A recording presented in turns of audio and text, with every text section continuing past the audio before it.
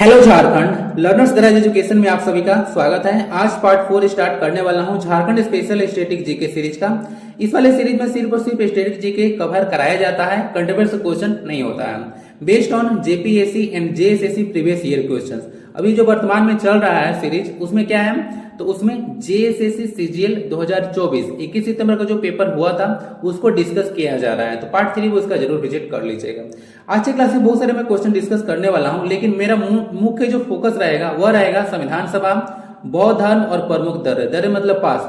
तो इन टॉपिक्स को मैं काफी कॉम्प्रिहेंसिवली जो है से कवर करने वाला हूं। देखिए क्लास में तो क्वेश्चन के साथ भर भर के इन्फॉर्मेशन मिलता ही है आपको, जैसा कि देखे होंगे लास्ट क्लास में। लेकिन अगर इसका और भी आप लोग फायदा उठाना चाहते हैं तो एक काम जरूर कीजिएगा, अपने पास जैसे पेन और पेपर लेकर जरूर बैठेगा। क्लास में कुछ क्वेश्चंस पूछे जाते हैं, उसका भी जवाब देना है, नोट डाउन करते चलिएगा। और एक्स्ट्रा इन्फॉर्मेशन जो दिया जाएगा उसको भी नोट डाउन करते चलना है, ताकि आपका एक अच्छा शॉर्ट नोट्स तैयार हो जाए। क्लियर?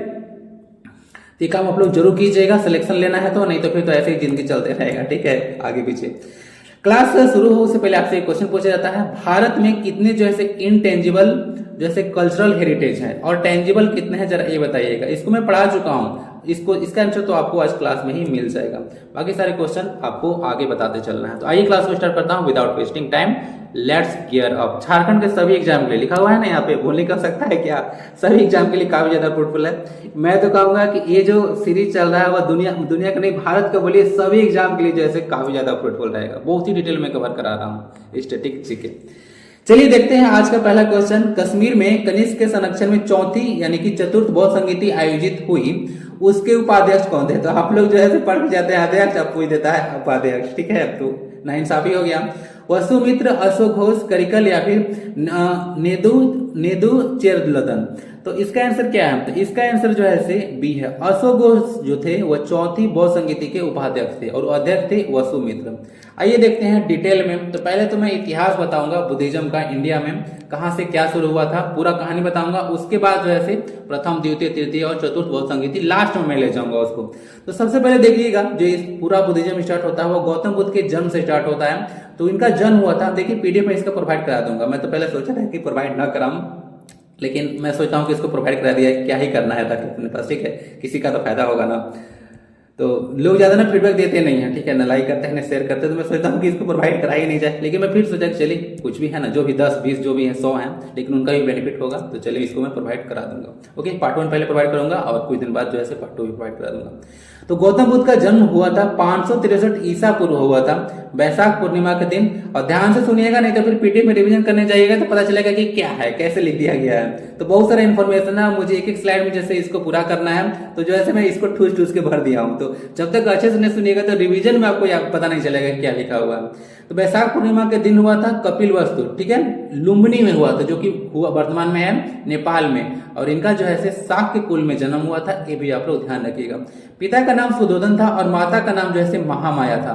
तो इनकी जो अपनी माता थी उनका नाम था महामाया, लेकिन जो गौतम बुद्ध की माँ है उनका जो है जन्म जिस दिन हुआ उसके 7 दिन बाद जो है उनकी माता का देहांत हो गया। तो बाद में उसका जो लालन पालन किया गया था वह प्रजापति गौतमी के द्वारा किया गया था। ये कौन थी? स्टेप मदर थी, मौसी थी और पालक माँ थी। यानी कि जो मौसी थी वही बाद में जाकर उनकी माँ बन गई थी। तो ये कुछ कहानी था इनके बारे में, देख लीजिएगा। शादी हुआ था कोलीय वंशीय एक सुपद और अमिता बेटी, ये सब राजा रानी है। तो उनकी बेटी थी यशोधरा, तो उनके साथ जो विवाह हुआ 16 वर्ष की उम्र में हुआ था। ठीक है, और इनका बेटे का नाम राहुल था, ये भी आप लोग ध्यान रख सकते हैं।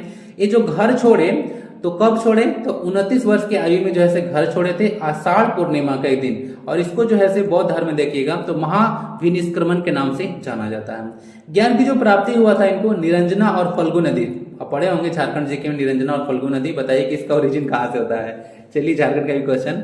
निरंजना नदी मैं भी नोट डाउन करते चलता हूँ। जो निरंजना नदी है उसका उद्गम जो है नेक्स्ट पार्ट में दूंगा, मैं भी इसको नोट डाउन करते चलता हूँ, मैं भी लेकर बैठा हूँ।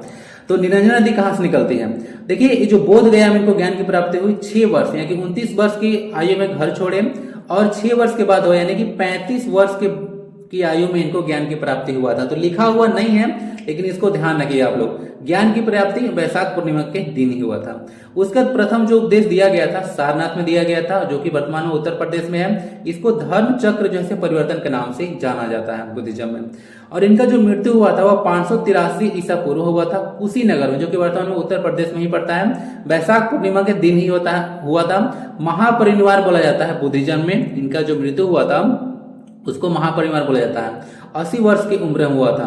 तो डेट आपके लिए सबसे ज्यादा इंपॉर्टेंट क्या क्या रहेगा देख लीजिएगा। एक तो 563 जो ईसा पूर्व है ये इंपॉर्टेंट है, और इनका जो ये जो महापरिनिर्वाण हुआ था वो इंपॉर्टेंट है काफी ज्यादा। एक चीज आप लोग नोटिस कर रहे होंगे, यहाँ पे पूछा भी जाता है वैशाख पूर्णिमा, उसके बाद ज्ञान की प्राप्ति कहाँ था, यहाँ पे वैशाख पूर्णिमा और महापरिनिर्वाण देख लीजिएगा वैशाख पूर्णिमा। तो तीनों इनका एक ही दिन हुआ था, ठीक है। जन्म भी, ज्ञान की प्राप्ति भी और जो है महापरिनिर्वाण, तीनों जो है एक ही दिन हुआ था, यानी कि वैशाख पूर्णिमा के दिन ही हुआ था। क्लियर। इनको लाइट ऑफ एशिया कहा जाता है, ठीक है, एशिया का ज्योतिपुंज। क्लियर है ना। तो इतना सारा इनके लाइफ के बारे में हो गया। ये सब गौतम बुद्ध जी के बारे में था। और एक पॉइंट तो मैं भूल ही गया, इनके बचपन का नाम सिद्धार्थ था। ये तो एटलीस्ट आपको पता होगा ना कि बचपन का नाम जो है सिद्धार्थ था, ये तो पता होगा। अब देखिए जो बुद्ध थे वह सर्वाधिक जो उपदेश दिए थे वो पाली भाषा में दिए थे। पाली के बारे में आपको पता होगा, जब हिंदी आप लोग पढ़े होंगे तो पाली का जो मतलब भाषा का जो मतलब शुरुआत हुआ था तो वह तो संस्कृत से हुआ था लगभग। तो पहले आपका आया था वैदिक संस्कृत, फिर लौकिक संस्कृत आया, फिर आपका आया पाली, प्राकृत, अभ्रंश, अवहट, हिंदी, तीसरे से बना था। तो पाली भाषा भी है। तो सर्वाधिक जो उपदेश दिया गया था वह पाली भाषा में ही दिया गया था, और सर्वाधिक उपदेश दिया गया था वह श्रावस्ती में दिया गया था। यह जो है कौशल आप लोग महाजनपद पढ़े होंगे, 16 महाजनपद टोटल है, ठीक है। उसको जाके एक बार रिवाइज कर लीजिएगा। 16 महाजनपद को देख लीजिएगा, उसका राजधानी डायरेक्ट आपसे पूछ दिया जाता है। तो कौशल का राजधानी था श्रावस्ती, तो वहीं पे सबसे अधिक उपदेश दिया गया था। और इनके जो प्रथम गुरु बोले जाते हैं उनका नाम था आलार कालम। ये क्या थे, सांख्य दर्शन की शिक्षा लिए थे गौतम बुद्ध इनसे। तो ये प्रथम गुरु जो है माने जाते हैं। बौद्ध धर्म में 3 रत्न है। बौद्ध धर्म में कितने रत्न है? 3, बुद्ध, धम्म और संघ। तो तीनों को याद रखेगा। बाकी बुद्ध ने अष्टांग मार्ग दिया था। क्या था? अष्टांग मार्ग दिया था। वो क्या था? सम्यक दृष्टि, सम्यक वाणी, सम्यक संकल्प, सम्यक कर्मांत, सम्यक आजीव, सम्यक व्यायाम, सम्यक स्मृति और सम्यक समाधि। कुछ 8 दिए गए थे अष्टांग मार्ग। तो याद रखिएगा, इसको अष्टांग मार्ग बोलते हैं। पूछा जा सकता है, कभी कभी दे देता है ऑप्शन में, 4-5 दे देंगे, 4 दे देंगे, आप बोलेंगे कि और एक ऑप्शन 3 दे देंगे, मतलब ये सब अष्टांग मार्ग, और एक दे देंगे एक्स्ट्रा, बोलेंगे कौन जो है अष्टांग मार्ग नहीं है। इस तरह से क्वेश्चन पूछ जाते हैं उनसे। और त्रिरत्न तो क्वेश्चन पूछे ही जाते हैं, ठीक है। कौन त्रिरत्न नहीं है, तो 3 तो ही देंगे, बाकी एक्स्ट्रा एक रहेगा।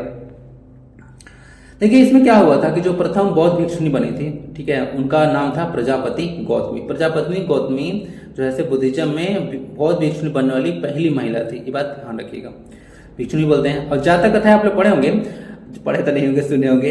तो बौद्ध धर्म से जुड़ी जो कथाएं हैं, ठीक है, या फिर गौतम बुद्ध के जो पुनर्जन्म है उनसे संबंधित कथाएं जो है जातक कथाएं में इंक्लूड की जाती है। आगे देखिएगा जो गौतम बुद्ध है तो उनसे रिलेटेड कुछ घटना है और उसका प्रतीक क्या क्या है। तो जन्म को जैसे मतलब बुद्ध धर्म में क्या प्रतीक दिया गया है इनके जन्म को लेकर, तो जन्म का जो है प्रतीक है कमल और सांड। तो डायरेक्ट क्वेश्चन पूछा जा सकता है। ये सब कुछ कंटेंट मैं खुद से बनाया हूँ, बाकी लूसेंट से भी मैं इस कंटेंट को उठाया हूँ, ठीक है।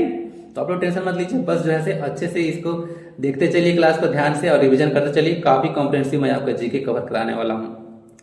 गृह त्याग को जो है का चिन्ह है घोड़ा। ज्ञान जब प्राप्त हुआ था तो पीपल हुआ था ना, पीपल है इसका बोधि वृक्ष। और हाँ, इनको जो ज्ञान की प्राप्ति हुई थी वह पीपल के पेड़ के नीचे हुआ था। अब आपसे क्वेश्चन रहेगा, पीपल का साइंटिफिक नेम क्या है? क्या है साइंटिफिक नेम जो है क्या है? एक क्वेश्चन आप लोग बताइएगा, मैं भी नोट डाउन कर लिया। हो गया। निर्वाण को जो है पद चिन्ह से डिनोट किया जाता है, और मृत्यु को स्तूप से। ये सब कुछ देख लीजिएगा। अब आते हैं यहाँ पे जहां से क्वेश्चन आपसे पूछ। अब ये वाला स्लाइड देखिए, इससे क्वेश्चन जो है भर भर के आता है, ठीक है। कौन सा ऐसा एग्जाम है जिसमें जो है इससे क्वेश्चन नहीं आया है? सब में आया है। प्रथम देख लीजिएगा, प्रथम बौद्ध संगीति है यहाँ पे, किसके समय में हुआ था, स्थल कहाँ पे हुआ, किसके शासनकाल में हुआ, अध्यक्ष कौन थे, उपाध्यक्ष कौन थे, और कुछ प्रमुख उपलब्धि है। देखिए इस तरह की जो स्लाइड आपको प्रोवाइड कराया जा रहा है उसको मैं भी सेव कर रहा हूँ, और भी एक्स्ट्रा इन्फॉर्मेशन जो यहाँ पे दिख रहा है उसको हो सकता है फ्यूचर में ऐड किया जाए, तो और भी जैसे इसका आपको एडवांस फॉर्म देखने को मिल सकता है आगे। बस आप लोग कनेक्ट रहिए। तो पहला जो बौद्ध संगीति हुआ था वह 483 ईसा पूर्व हुआ था। कहाँ पे? राजगृह में। राजगृह में हुआ था। शासनकाल किसका था? अजात शत्रु का, और अध्यक्ष थे महाकश्यप। ठीक है, और इसमें क्या हुआ था, तो जो बुद्ध के शिक्षाओं हैं उनको जो है से 3 पिटक में बांटा गया था, जो था सुत पिटक, विनय पिटक और अभेदम पिटक। ठीक है, तो इसमें बांटा गया था। ये इंपोर्टेंट काम हुआ था प्रथम बौद्ध संगीति में। द्वितीय कब हुआ? तो इसके 100 साल बाद हुआ, 383 ईसा पूर्व में। ये सब ईसा पूर्व चल रहा है ना। वैशाली में हुआ, सेकेंड में वैशाली में हुआ, ध्यान रखिएगा। कालाशोक के काल में और सवाका में। एक आप लोग बताइएगा, यहाँ पे 4 जो है से 7 देखने मिले, अजातशत्रु, कालाशोक, अशोक और कनिष्क। तो चारों पर बताइएगा कि जो है से किस वंश से रिलेटेड थे और इसके वंश के संस्थापक कौन थे, तो ये बताइएगा आप लोग। अजातशत्रु कोई पार्टिकुलर वंश से होंगे तो वंश बताइएगा, और उसके संस्थापक कौन थे ये बताइएगा। 4 क्वेश्चन यहाँ से बनेगा आपका।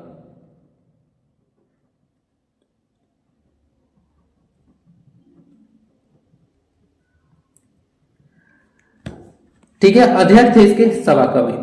नेक्स्ट है तृतीय, तो 255 जो है ईसा पूर्व हुआ तृतीय बौद्ध संगीति, पाटलिपुत्र में हुआ। तीनों तो आपको भूलना नहीं है, राजगिरी, वैशाली और पाटलिपुत्र। ठीक है, चारों ऐसे मत बोलिए। ठीक है, कोई इसको मतलब ए वाला पॉइंट को नहीं बोलना है आपको। पाटलिपुत्र में अशोक के काल में हुआ था, और यहाँ पे मोगली पुत्र नाम इनका पुत्तिस। ठीक है, इस तरह से नाम है, टेढ़ा मेढ़ा नाम। तो उन्हीं के काल में जैसे इसको ऑर्गेनाइज करवाया गया था। नेक्स्ट आता है चतुर्थ, तो प्रथम शताब्दी के 72 AD आप लोग याद रख सकते हैं। उस समय जैसे इसका आयोजन हुआ कुंडलवन, जो कि कश्मीर में पड़ता है, कनिष्क के काल में। ठीक है, कनिष्क के काल में हुआ, और वसुमित्र थे वो उसके अध्यक्ष थे, और अशोक जो थे उसके उपाध्यक्ष थे। और बाकी आपको पता होगा बौद्ध धर्म जो है महायान और हीनयान में बदल गया था, तो वो जो है चतुर्थ बौद्ध संगीति में ही हुआ था। तो इतने सारे पॉइंट जो है डिस्कस कर दिया गया। आई होप कि सारा चीज यहाँ से क्लियर होगा, आंसर तो आपको मिल गया होगा ऑफकोर्स। और बुद्धिज्म से बहुत सारा चीज जो है से डिस्कस हो चुका है आज की क्लास में। ओके, चलिए मूव करते हैं नेक्स्ट क्वेश्चन की ओर। भारत के संविधान सभा का गठन किसके तहत किया गया था? कैबिनेट मिशन योजना, क्रिप्स प्रस्ताव, माउंटबेटन योजना या फिर शिमला समझौता? क्या इसका आंसर होना चाहिए? पढ़े होंगे। ठीक है, ये काफी कंफ्यूजिंग क्वेश्चन है, लग रहा होगा कि माउंटबेटन होगा, क्रिप्स होगा या फिर क्या होगा। इसका आंसर जो है कैबिनेट मिशन योजना है। तो जो कैबिनेट मिशन प्लान लाया गया था वो इसीलिए लाया गया था कि संविधान सभा का गठन हो और संविधान की जो है रूपरेखा तैयार किया सके, वो कैबिनेट मिशन प्लान ही था। ठीक है, अब देखिएगा, संविधान सभा का जो गठन किया गया था वो कैबिनेट मिशन जो योजना है उसके तहत किया गया था, और इसको डिक्लेयर किया गया था फरवरी 1946 को। डिक्लेयर कब किया गया था कि कैबिनेट मिशन योजना बनेगा, तो यह हुआ था फरवरी 1946 में। सब चीज याद रखिएगा। अब यहाँ से ध्यान से सुनना है, काफी ध्यान से सुनना है। यहाँ से संविधान सभा की जो अवधारणा है शुरू कहां से हुआ था कि चलो भाई एक संविधान सभा होना चाहिए था, ये माइंड में आया था एम.एन. राव के माइंड में। तो एम.एन. राव जो थे उनके माइंड में आया था कि हमारे पास संविधान सभा होना चाहिए। 1934 में आइडिया आया था। मिशन से देखिए, जो संविधान सभा जो है उसके सदस्य देखिएगा, ये जो आया था कैबिनेट मिशन योजना, उसके सदस्य कौन कौन थे? तो फ्रैंकलिन लॉरेंस थे, लॉरेंस बिश्नोई, स्टेफर्ड क्रिप्स थे और एवी अलेक्जेंडर। तो ये 3 पर्सन थे। याद रखिएगा, पूछ सकता है कैबिनेट मिशन प्लान में कितने मेंबर थे, तो 3 थे ये वाला। बाकी यहाँ पे देख लीजिएगा, संविधान सभा की पहली बैठक, अब यहाँ से इंपोर्टेंट पॉइंट शुरू हो जाता है। संविधान सभा की जो पहली बैठक हुई थी वो 9 दिसंबर 1946 को हुआ था, और इसके जो उस समय अस्थायी अध्यक्ष बनाए गए थे वह सच्चिदानंद सिन्हा थे, और जो पहला बैठक हुआ था उसमें 207 मेंबर थे। अब देखिए यहाँ से कुछ इंटरेस्टिंग पॉइंट मैं बताता हूँ। जैसे कि इस 207 जो मेंबर थे उसमें सबसे उम्रदराज मेंबर कौन थे? सच्चिदानंद सिन्हा। तो इसी को ध्यान में रखते हुए अगर कहीं पे कुछ कार्य होता है तो आप लोग मतलब अगर चुनाव कराना है तो किसके हाथ में पावर दीजिएगा? जो सबसे बुजुर्ग होगा या सबसे जो एक्सपीरियंस्ड होगा, नोवाइस ना हो, तो उसको दीजिएगा। तो सबसे बुजुर्ग थे, यही कारण था कि ये अस्थायी अध्यक्ष बनाए गए थे। जब तक ये अध्यक्ष अस्थायी नहीं हुआ तब तक यही थे। आगे आपको पता चल जाएगा कब अस्थायी अध्यक्ष बने थे। तो यही कारण था कि इनको जो है अस्थायी अध्यक्ष बनाया गया था। तो माइंड में चलता होगा कि इनको क्यों बनाया गया, तो ये सबसे जो है उम्रदराज थे, यानी कि ओल्डेस्ट मेंबर थे उसमें। उस दिन 207 ही थे, आगे आपको पता चलेगा। संविधान सभा की जो दूसरी बैठक हुआ तो चुनाव होना हो गया पूरा 11 दिसंबर को 1946 को। तो अस्थायी अध्यक्ष बनाए गए थे राजेंद्र प्रसाद। कौन बनाए गए? राजेंद्र प्रसाद। और उपाध्यक्ष कौन बने? हरेंद्र कुमार मुखर्जी। तो दोनों पॉइंट आप लोग ध्यान रखिएगा, यहां से तो क्वेश्चन भर भर के आया। अब देखिए, संविधान सभा जब बना तो उसका संवैधानिक सलाहकार ही थे, उनका नाम था बी.एन. राव। तो संवैधानिक सलाहकार बी.एन. राव ही थे। देखिए कुछ पॉइंट्स और ऐड किया गया है कि संविधान सभा में देखिएगा तो कुल मिलाकर जो है 389 जो है सदस्य थे। बाद में जब विभाजन हुआ, ठीक है, पार्टीशन, तो उसके बाद इसमें 299 ही जो है मेंबर बचे, जिसमें 229 क्या थे, ब्रिटिश फ्रांस से थे, और बाकी जो 7 प्रिंसली स्टेट्स थे वहां से थे। तो ये सब भी ध्यान रखिएगा, स्टेटमेंट बनकर क्वेश्चन आ सकता है। मैं सब चीज को इस तरह से डिस्कस कर रहा हूँ कि जेपीएससी लेवल तक भी आप लोग स्टडी कीजिए तो आपका जो है तैयारी यहाँ से हो जाना चाहिए। तो जीएस को मैं इस तरह से डिस्कस कर रहा हूँ।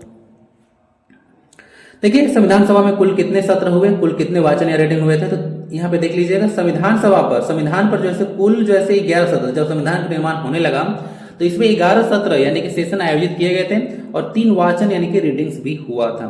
अल्टीमेटली आपको पता होगा क्या हुआ था। 26 नवंबर 1949 को क्या हुआ, संविधान जो है बनकर तैयार हुआ था, ओके ना, और उस पर जो है 284 सदस्यों ने हस्ताक्षर किए थे। कितना, 284 सदस्यों ने हस्ताक्षर किए थे। ये पॉइंट आपके लिए इंपोर्टेंट रहेगा।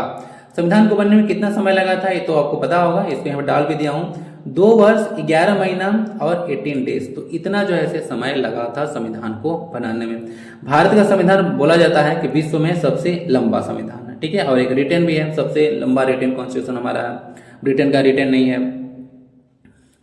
डिजिटल है। वहां पे देख लीजिएगा अंततः जो है क्या हुआ, 395 अनुच्छेद रहे, 8 अनुसूची रहे और 22 भाग रहे। तो इतना के साथ जो है संविधान को 26 जनवरी 1950 को पूर्णतः जो है लागू कर दिया गया। तो ये कुछ पूरा कहानी था संविधान कैसे कैसे बना, साथ ही साथ कुछ कमेटी के बारे में भी आगे डिस्कस करता हूँ, ठीक है। तो इतना पॉइंट आप लोग याद रखिएगा। एक पॉइंट यहाँ पे छूट रहा है, संविधान दिवस हम लोग 26 नवंबर को ही मनाते हैं। क्या मनाते हैं, 26 नवंबर को मनाते हैं 215 से, और बाकी 26 जनवरी हम लोग क्यों चूज किए गणतंत्र दिवस के लिए, तो पूर्ण स्वराज आपको पता होगा 1929 में, तो 26 जनवरी को ही इसका जो है पूर्ण स्वराज डे घोषित किया गया था। तो उसी के चलते 26 जनवरी को जो है चूज किया गया था कि हमको जो है गणतंत्र होना है, तो इसीलिए इस डेट को चूज किया गया था संविधान को लागू करने के लिए, ठीक है। पूर्ण स्वराज 1929 का याद रखिएगा, उसका डिमांड उसी दिन किया गया था। अब देखिएगा जब संविधान सभा बना तो उसके कुछ कुछ कमिटीज भी थे। ऐसे थोड़ी हो जाएगा, संविधान सभा बना तो अलग अलग विषय के लिए सलाहकार देने के लिए कमेटी बनाई गई थी। अब देखिए कौन कौन, इससे क्वेश्चन आपका भर भर के स्टेटमेंट भर भर के आता है, ठीक है। स्टेटमेंट दे देंगे आराम से और बोल देंगे कौन जो है इसके चेयरमैन थे, ये लोग क्वेश्चन आता है। तो 3 तो याद रखिएगा यहाँ पे, union power committee, union constitution committee और स्टेट्स कमेटी। तीनों के जो चेयरमैन थे वह जवाहरलाल नेहरू थे। कौन थे, जवाहरलाल नेहरू। उसके बाद स्टीयरिंग कमेटी आता है, इसके चेयरमैन राजेंद्र प्रसाद बनाए गए।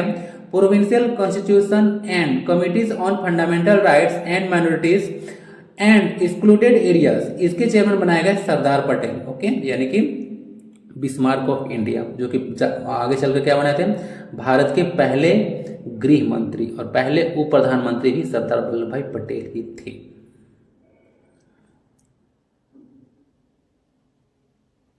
अब आता है ड्राफ्टिंग कमेटी, इंपोर्टेंट है, यहां से क्वेश्चन आता है ना, ध्यान सुनिएगा। संविधान सभा का ड्राफ्टिंग जो कमेटी था उसका जो है बोलिए कि बनाया गया था 29 अगस्त 1947 को। कब, 29 अगस्त 1947 को बनाया गया, यानी कि स्पोर्ट्स डे है ना, स्पोर्ट्स डे उसके उसी दिन। इसमें 7 सदस्य थे, यानी कि थाला फरा रीजन यहाँ भी हो गया। तो इसके देखिए कुछ कुछ सदस्य कौन कौन थे, तो इसमें टोटल 7 है, और ध्यान रखिएगा, जिसमें भीमराव अंबेडकर आए, क्या, भीमराव अंबेडकर, और अध्यक्ष यही बनाया गया। तो प्रारूप समिति के अध्यक्ष यानी कि ड्राफ्टिंग कमेटी जो बोलेगा उसके चेयरमैन कौन थे, तो भीमराव अंबेडकर। ये क्वेश्चन पता नहीं कितनी बार अलग एग्जाम में पूछा गया है, और इनको फादर ऑफ कॉन्स्टिट्यूशन भी कहा जाता है, किसको, भीमराव अंबेडकर को। तो सबको जय भी लगाता है, बाबा साहब की जय। एक तो हो गए। अल्लादी कृष्ण स्वामी अय्यर थे, एन गोपाला स्वामी, के एम मुंशी, मोहम्मद सादुल्ला, बीएल मित्तर और डीपी खेतान। आगे क्या हुआ देख लीजिएगा, टोटल 7 मेंबर थे। लेकिन देखिए डिटेल में जो है यहाँ पे मैं दे दिया हूं कि क्वेश्चन अगर फ्यूचर में बने, क्योंकि एक इंपॉर्टेंट काम था इसमें से। सारा कमेटी के बारे में नहीं पूछेंगे, लेकिन प्रारूप समिति से क्वेश्चन आपसे पूछे जाते हैं, इंपॉर्टेंट था। तो यहाँ पे जो बीएल मित्तल थे वो पहले नहीं थे, बाद में आए थे। क्या हुआ था, एन माधवराव पहले थे, लेकिन बीमारी के चलते जो है वह जो है पार्टिसिपेट इसमें नहीं कर पाए, तो उसको जो उनको रिप्लेस किए थे बीएल मित्तर। सेम कहानी यही है, जो टीटी कृष्णमूर्ति थे, ये जो है इनका डेथ हो गया था 1948 में, जिसके चलते डीपी खेतान को जो है आगे आना पड़ा। तो दोनों मेंबर को याद रखिएगा, बीएल मित्तर और डीपी खेतान बाद में आए थे। ये जो एन माधवराव और टी कृष्णमाचारी हैं उनको रिप्लेस करके। रीजन क्या था, दिया हुआ है।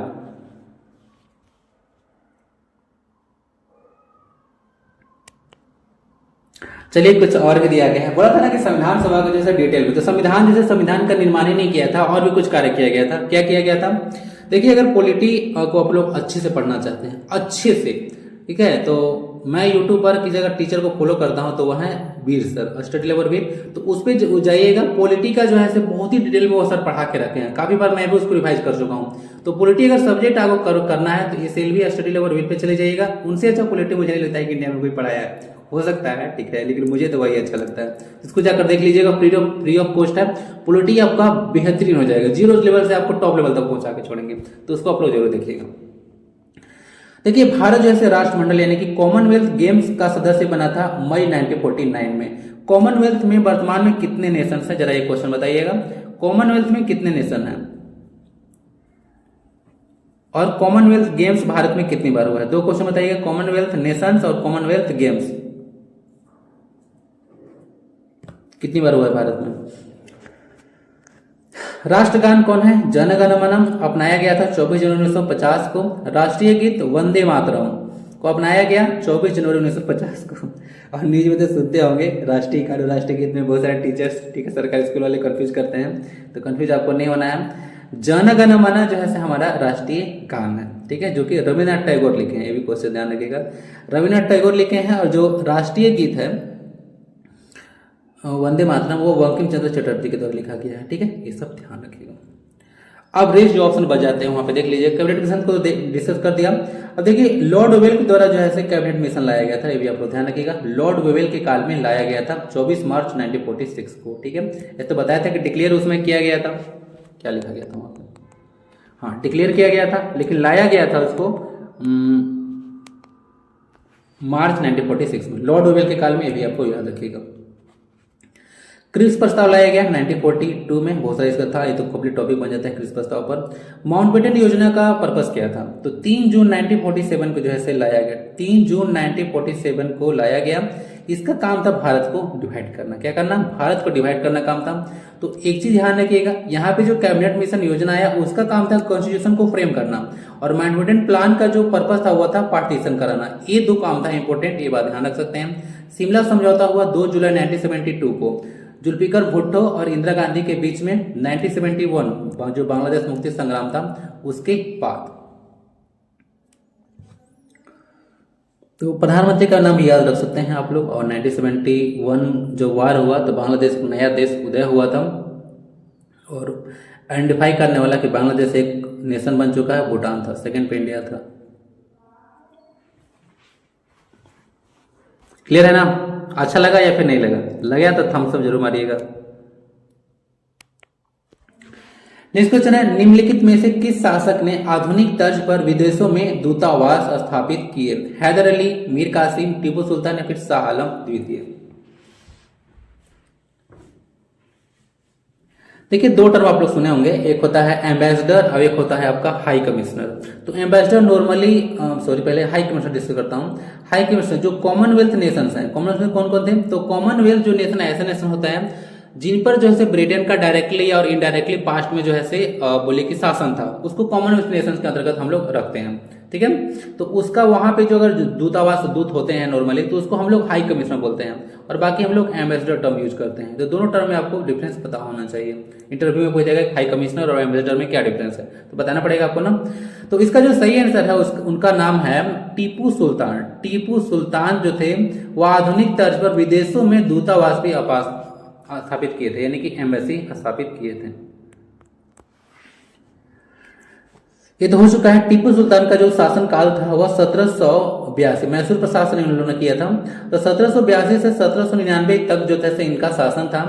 इनमें देखिएगा तो आंग्ल मैसूर युद्ध आप लोग पढ़े होंगे, तो 4 जो है आंग्ल मैसूर युद्ध हुआ था अंग्रेजों और मैसूर के शासकों के बीच में, जिसमें मुख्य रूप से आपको आएंगे यहाँ पे और टीपू सुल्तान के पिताजी हैदर अली और एक खुद टीपू सुल्तान। देखिए डिटेल में, प्रथम आंग्ल मैसूर युद्ध, ध्यान सुनिएगा, क्वेश्चन आता है, ठीक है, ओके ना, और डेट भी डायरेक्ट पूछ दिया जाता है, या फिर ऐसे दे देंगे जो, चलिए आगे बताऊंगा, भूल जाऊंगा मैं। मद्रास की संधि, मनोर की संधि, रंगपट्टनम की संधि दे देंगे आपसे, और तीनों को जो है क्रोनिकल ऑर्डर में लगाने के लिए बोल देंगे, ठीक है ना, या फिर एक और दे देंगे टीपू सुल्तान की मृत्यु। ऐसे क्वेश्चन जो है आपको पूछ देते हैं, तो ध्यान रखिएगा। तो प्रथम आंग्ल मैसूर युद्ध 1767 से 69 के बीच में चला, हैदर अली और अंग्रेजों के बीच में, और मद्रास की संधि जो है से इसके तहत किया गया था। द्वितीय आंग्ल मैसूर युद्ध हुआ था 1780 से 84 के बीच में, हैदर अली और अंग्रेज के बीच में। ये जो है समाप्त हुआ मंगलोर के संधि के साथ। ऐसे पूछता है कि मद्रास की संधि के साथ यह युद्ध समाप्त हुआ। ठीक है, मंगलोर की संधि के साथ द्वितीय आंग्ल मैसूर युद्ध समाप्त हुआ। तृतीय आंग्ल मैसूर युद्ध 1790 से 92 के बीच में चला। ये हुआ टीपू सुल्तान, देख सकते हैं यहाँ पे 1782 से 99 के बीच में इस शासन में आ गए थे टीपू सुल्तान। तो ये हुआ तृतीय टीपू सुल्तान और अंग्रेज के बीच में, और ये जो समाप्त हुआ श्रीरंगपट्टनम की संधि से हुआ, और श्रीरंगपट्टनम की संधि हुआ था 1792 में। डेट आपके लिए काफी ज्यादा इंपॉर्टेंट है। श्रीरंगपट्टनम इन लोगों का राजधानी भी रहा था ना, ये भी ध्यान रख सकते हैं हम। चतुर्थ आंग्ल मैसूर युद्ध हुआ था 1799 में, और ये काफी जो है से बोले कि दर्दनाक था इस जो मैसूर के शासक थे उन लोग के लिए। टीपू सुल्तान और अंग्रेज के बीच हुआ था। इस युद्ध में टीपू सुल्तान की मृत्यु हो गया था, और सारा खजाना जैसे अंग्रेजों ने जब्त कर लिया था। तो काफी बुरा हुआ था इन लोगों के साथ। अंग्रेज किसका भला कर भी गए हैं? किसी एक पर्सन का? क्या लगता है आपको अंग्रेज किसका भला कर गए हैं, जरा बताइए। इन लोगों टीपू सुल्तान जो है उनको मैसूर टाइगर के नाम से जाना जाता है, यानी कि टाइगर ऑफ मैसूर, इनको ध्यान सकते हैं। मैसूर का बाघ के नाम से जाना जाता है टीपू सुल्तान को। ये ऑप्शन यहाँ पे क्यों डाला गया? अच्छा, मीर कासिम, हैदर अली और शाह आलम थे। इनसे देखिए, एक हुआ था बक्सर का युद्ध। बक्सर वर्तमान में बिहार डिस्ट्रिक्ट में, बिहार में पड़ता है, स्टेट में। मीर कासिम, सुजाउद्दौला और मुगल सम्राट शाह आलम द्वितीय, ये तीनों एक साइड थे, और अंग्रेज के बीच में युद्ध हुआ था। फिर भी जीत नहीं पाए थे, अंग्रेज जो है इसमें विजय हुए थे। 22 से 23 अक्टूबर 1764 को बक्सर का युद्ध हुआ था। ये था, बाकी तीन ऑप्शन को भी क्लियर कर चुका हूं। आई होप कि क्वेश्चन से ज्यादा बहुत कुछ सीखने को मिला होगा। यहाँ पे आप लोग को ना ध्यान रखना है, मद्रास की संधि, मंगलोर संधि कब हुआ, और कौन सा जो आंग्ल मैसूर युद्ध इस संधि के साथ समाप्त हुआ, टीपू सुल्तान की मृत्यु कब हुआ, और इनको क्या कहा जाता है, ये सब चीज ध्यान रख सकते हैं। नेक्स्ट है भारतीय सुधार संघ, अंग्रेजी में इंडियन रिफॉर्म एसोसिएशन की स्थापना किसने की? राजा राम मोहन राय, ईश्वर चंद्र विद्यासागर, ज्योतिराव फुले, या फिर इनमें से कोई नहीं। अच्छा, जो राजा राम मोहन राय है ना, इनका नाम राजा नहीं था, राम मोहन राय था। बाद में जाकर जो है इनका नाम जो है किसी के द्वारा जो है मतलब इनके नाम के आगे राजा लगाया गया था। वह कौन थे इनको राजा करने वाले? मुझे आंसर चाहिए। ठीक है, राजा राम मोहन राय को राजा की उपाधि किसने दी?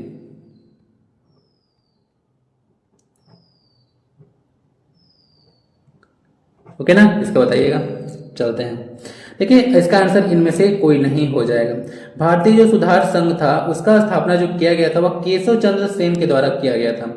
अब देखिए लास्ट क्लास में भी मैं ये सब डिस्कस किया था ना, अब इसका और ज्यादा एडवांस में आप लोग को देखने को यहाँ पे मिल रहा होगा, ऐसा ही होते जाएगा। ठीक ना, तो कहा था भारतीय सुधार संघ, ये सब चीज मैं पहले लास्ट क्लास में डिस्कस कर चुका हूँ। टाइम वेस्ट करने का कोई मतलब नहीं बनता है, बट पीडीएफ में आप लोगों के पास रहेगा तो आप लोग एटलीस्ट रिवीजन करते रहिएगा बार बार। ये सब ऐसे चीज है जो एक बार में आपको याद नहीं रहेंगे। इंसान है, कहा टेंडेंसी ऐसा होता है, वो भूलते जाता है, भूलेगा नहीं तो दिमाग फट जाएगा। तो भूलते भी रहना है, याद भी करते जाना है। ठीक है, जैसे कोई भूलता है दिमाग, तो उसको बोलिए कि तू भूल के दिखा यार, तू कितना भूलता है, इतना बार रिवीजन आप लोग कर दीजिए। तो भारतीय सुधार संघ की स्थापना 29 अक्टूबर 1870 को किया गया था केशव चंद्र सेन के द्वारा। बाकी कुछ और चीज जो मैं लास्ट क्लास में डिस्कस नहीं किया था उसको यहाँ पे डिस्कस करूंगा, जो था हिंदू विधवा पुनर्विवाह। कुछ रिपीट हो सकता है, सब चीज याद रहता नहीं है मुझे भी। 1856 में इसको किया गया ईश्वर चंद्र विद्यासागर के द्वारा। तत्वबोधिनी सभा की स्थापना 1839 में या 39 बोले देवेंद्रनाथ टैगोर के द्वारा किया गया था। आत्मीय सभा का स्थापना भी 1815 में राजा राम मोहन राय के द्वारा ही किया गया था। और यंग बंगाल आंदोलन 1826 में चला था, हेनरी विवियन डिरेजियो के द्वारा शुरू किया गया था। तो सब कुछ आप लोग याद रखिएगा, बाकी सारी चीज मैं डिस्कस कर चुका हूं। चलिए अब कुछ आ जाता है, यहाँ से कुछ पत्र पत्रिका है जो कि रिलेटेड है। ठीक है, यहीं से कुछ बनेगा क्वेश्चन, देखिएगा। अमृत बाजार पत्रिका पूछेगा किसके द्वारा शुरू किया गया, तो शिशिर कुमार घोष और मोतीलाल घोष के द्वारा 1868 में जैसे शुरू किया गया। सोम प्रकाश पत्रिका है, यह ईश्वर चंद्र विद्यासागर के द्वारा जो है इसको शुरू किया गया था। नील किसान और जो जमींदारों की आलोचना इसमें किया गया था, और लॉर्ड लिटर ने इसको बंद कर दिया था। कारण क्या था, लॉर्ड लिटर क्यों बंद कर दिया? देखिए वर्नाकुलर प्रेस एक्ट आया था, आपको याद होगा 1878 में। तो वर्नाकुलर जो प्रेस एक्ट आया था उसका यही काम था, ठीक है, कि जो भी न्यूज़पेपर पत्र पत्रिका है, ठीक है, प्रेस है, वो क्या किया था, वो जो है से अगर सरकार विरोधी कुछ चला रहे हैं, ठीक है, मूवमेंट हो या कुछ छाप रहे हैं, तो उसको सीधे सीधे उसको बंद कर दिया जाता। तो ये था वर्नाकुलर प्रेस एक्ट और लॉर्ड लिटन के काल में ही लाया गया था, तो इसी के चलते इसको भी बंद कर दिया गया था। नील से एक याद आ रहा है, ध्यान रखिएगा, नोट डाउन करते चलिए। नील दर्पण एक पुस्तक है, दीनबंधु मित्रा के द्वारा लिखा हुआ। नील दर्पण दीनबंधु मित्रा के द्वारा लिखित पुस्तक है। दीनबंधु किसको बोलते हैं? दीनबंधु C.A. पेंड्रिज को बोलते हैं दीनबंधु, और देशबंधु C.R. दास, ठीक है ना। दीनबंधु C.A. पेंड्रिज और देशबंधु C.R. दास यानी चित्तरंजन दास को बोलते हैं। हो चुका है। युगांतर पत्रिका देखिएगा, बारिंदर कुमार घोष के द्वारा जो है इसको शुरू किया गया था 1906 में। संवाद कौमुदी एक समाचार पत्र है, साप्ताहिक था। राजा राम मोहन राय के द्वारा 1819 में इसको शुरू किया गया था। तो ये सब कुछ ना पर्सन थे जो कि ये सब पत्र पत्रिकाएं से रिलेटेड थे, इसीलिए इसको मैं यहाँ पे डाल दिया। इंडियन मिरर एक समाचार पत्र है, देवेंद्र टैगोर के द्वारा शुरू किया गया था। एक सुधारक समाचार पत्र है जो कि जीजी अगरकर के द्वारा शुरू किया गया था। रस्त गफ्तार समाचार पत्र था जो कि दादा भाई नौरोजी के द्वारा शुरू किया गया था 1870 के दशक में, आप लोग बोल सकते हैं। ऑल हिलाल था मौलाना अबुल कलाम आजाद, मौलाना अबुल कलाम आजाद के द्वारा इसको शुरू किया गया था 1912 में। मौलाना अबुल कलाम आजाद 1940 में रामगढ़ सेशन के अध्यक्ष भी थे, लेकिन ये एक बार ही नहीं थे, 2 बार कांग्रेस के अध्यक्ष बने थे। तो पहला बार, दूसरा तो हो चुका है, पहला बार जो पहला करिए, पहला बार ये कांग्रेस के अध्यक्छ कब बने? ये क्वेश्चन आपसे रहेगा। मौलाना आजाद फर्स्ट टाइम कांग्रेस के अध्यक्ष कब बने? दादा भाई नौरोजी को याद रखिएगा, क्वेश्चन इनसे पूछा जाता है। यह जो है ब्रिटिश संसद में चयनित होने वाले पहले जो है भारतीय थे, ठीक है, बात ध्यान रखिएगा। दादा भाई नौरोजी, इनको the grand old man of India कहा जाता है। इनका एक पुस्तक है the poverty and un British rule in India. The poverty and un British rule in India दादा भाई नौरोजी ही थे, और इन्हीं के द्वारा सबसे पहले भारत में गरीबी का आकलन किया गया था, दादा भाई नौरोजी के द्वारा। मजा आ रहा है ना? आएगा, लेकिन ये मजा मुझे नहीं रखना है, पूरे देश को देना है। निम्न में से किसने अप्रैल 1930 में नमक कानून तोड़ने के लिए मालाबार तट पर मार्च का आयोजन किया गया? देखिए, जब पढ़ रहा हूं तो मैं भूल गया। मालाबार तट जितने भी है, मालाबार है, कोंकण है, उत्कल तट है, ये सब ना मुझे लेना था इमेज, जो कि आज के क्लास में छूट गया। पीछे मैं उसको डाल दूंगा, आप लोग देख भी सकते हैं। वीओ चिदम्बरम पिल्लाई, सी राजगोपालचारी, के कामराज या फिर के किल्लप्पन? क्या इसका आंसर होगा? तो इसका आंसर होगा के कामराज थे ना, सॉरी, के किल्लप्पन थे। तो के किल्लप्पन के द्वारा जो है नमक कानून तोड़ा गया था अप्रैल 1930 में। कहां पे? मालाबार तट पे, केरल साइड में देखने को मिलेगा ना।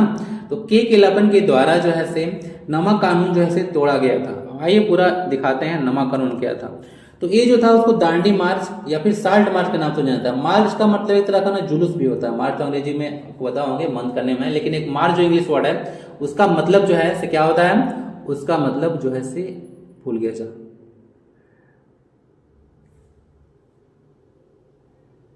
जुलूस, जुलूस था। देखिए, जो दांडी मार्च था वह माना जाता है, जो नमक कानून था उसके खिलाफ विरोध किया गया था सरकार का, ब्रिटिश शासन का। तो वह सविनय अवज्ञा आंदोलन, सिविल डिसोबीडियंस जो था मूवमेंट था, उसका शुरुआत माना जाता है इसी से।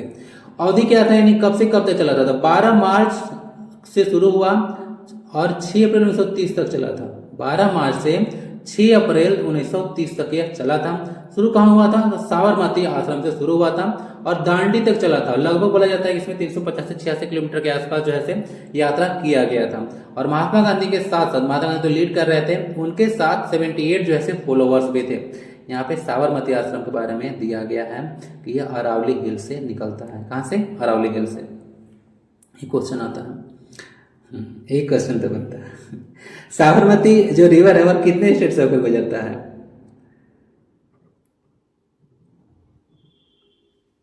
अभी तो मजा नहीं आ रहा, कल जब इसके मतलब नेक्स्ट पार्ट में जब एक्सप्लेनेशन दूंगा ना तब आपको मजा आएगा। ओके, नोट डाउन मुझे भी कर लीजिए, थोड़ा समय दीजिए। समय आपका वेस्ट नहीं कर रहा हूँ, ओके ना, मुझे भी थोड़ा सा नोट डाउन करने दीजिए। या ऐसा करता हूँ ना, अगले पार्ट से मैं नोट डाउन करूंगा ही नहीं, वीडियो को एक बार देख लूंगा, मुझे पता चल जाएगा। टाइम वेस्ट यहाँ पे हो रहा है, 8 से 10 मिनट तो मुझे सिर्फ नोट डाउन करने में लग जाएगा, ऐसे अगर पूरा क्लास में डिस्कस करूँ तो।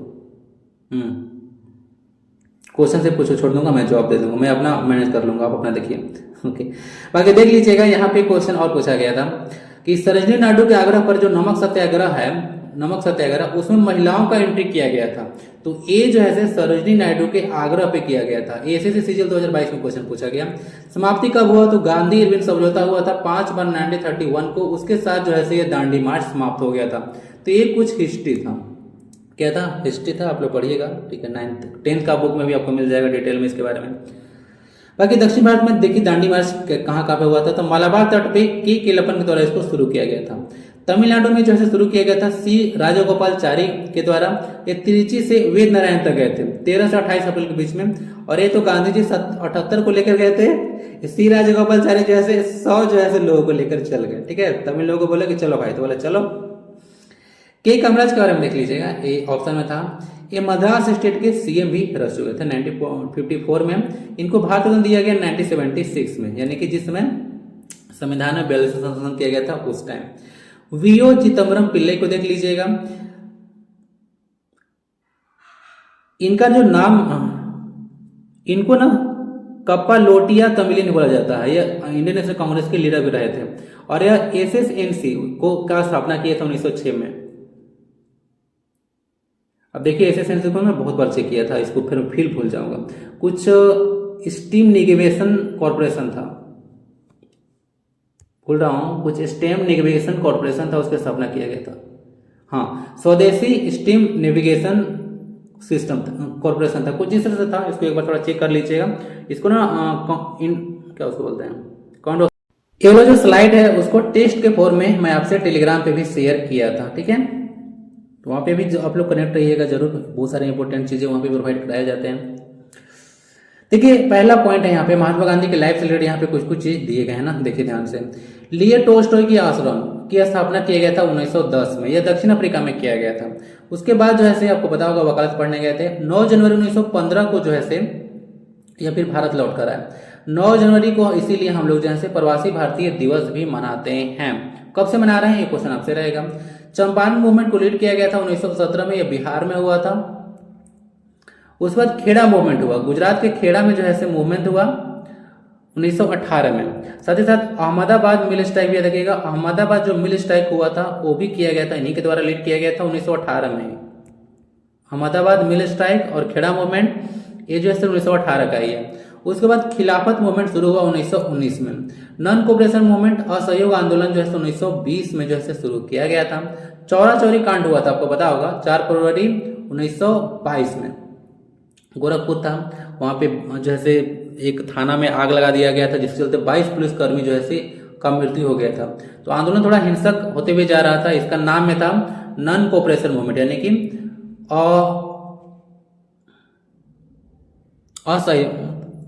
असहयोग आंदोलन था, ठीक है। असहयोग कंफ्यूजन हो रहा है मेरे भी, असहयोग आंदोलन था। तो इनका मतलब मोटो क्या था? गांधी जी का मोटो है कि अहिंसा हम लोगों को नहीं करना है। तो हिंसक होते जा रहा था, इसीलिए जो है इसको बाद में बंद कर दिया गया था। तो एक घटना हुआ था 4 फरवरी 1922 को, चौरा चौरी कांड बोला जाता है।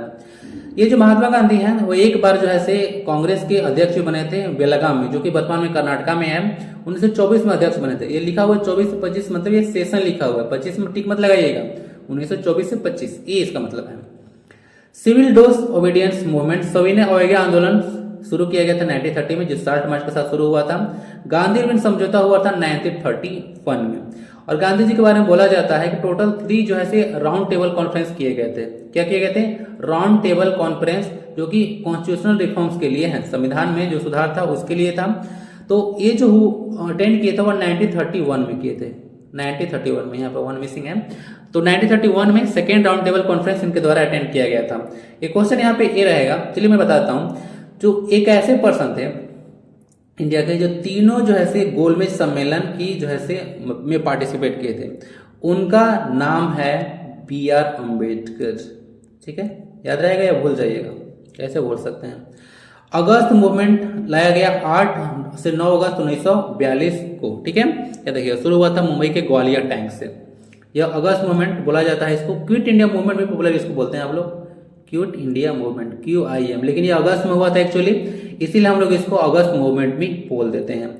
ये हुआ था लॉर्ड लिनलिथगो लॉर्ड लिन लिथ गो उस समय वायसराय थे। गवर्नर जनरल बोले नहीं, 1858 से तो गवर्नर जनरल का कॉन्सेप्ट ही हट गया था, उसमें से वायसराय आ गया है। तो 1942 है उसमें हम लोग कैसे बोल सकते हैं गवर्नर जनरल, वायसराय थे लॉर्ड लिन लिथ गो।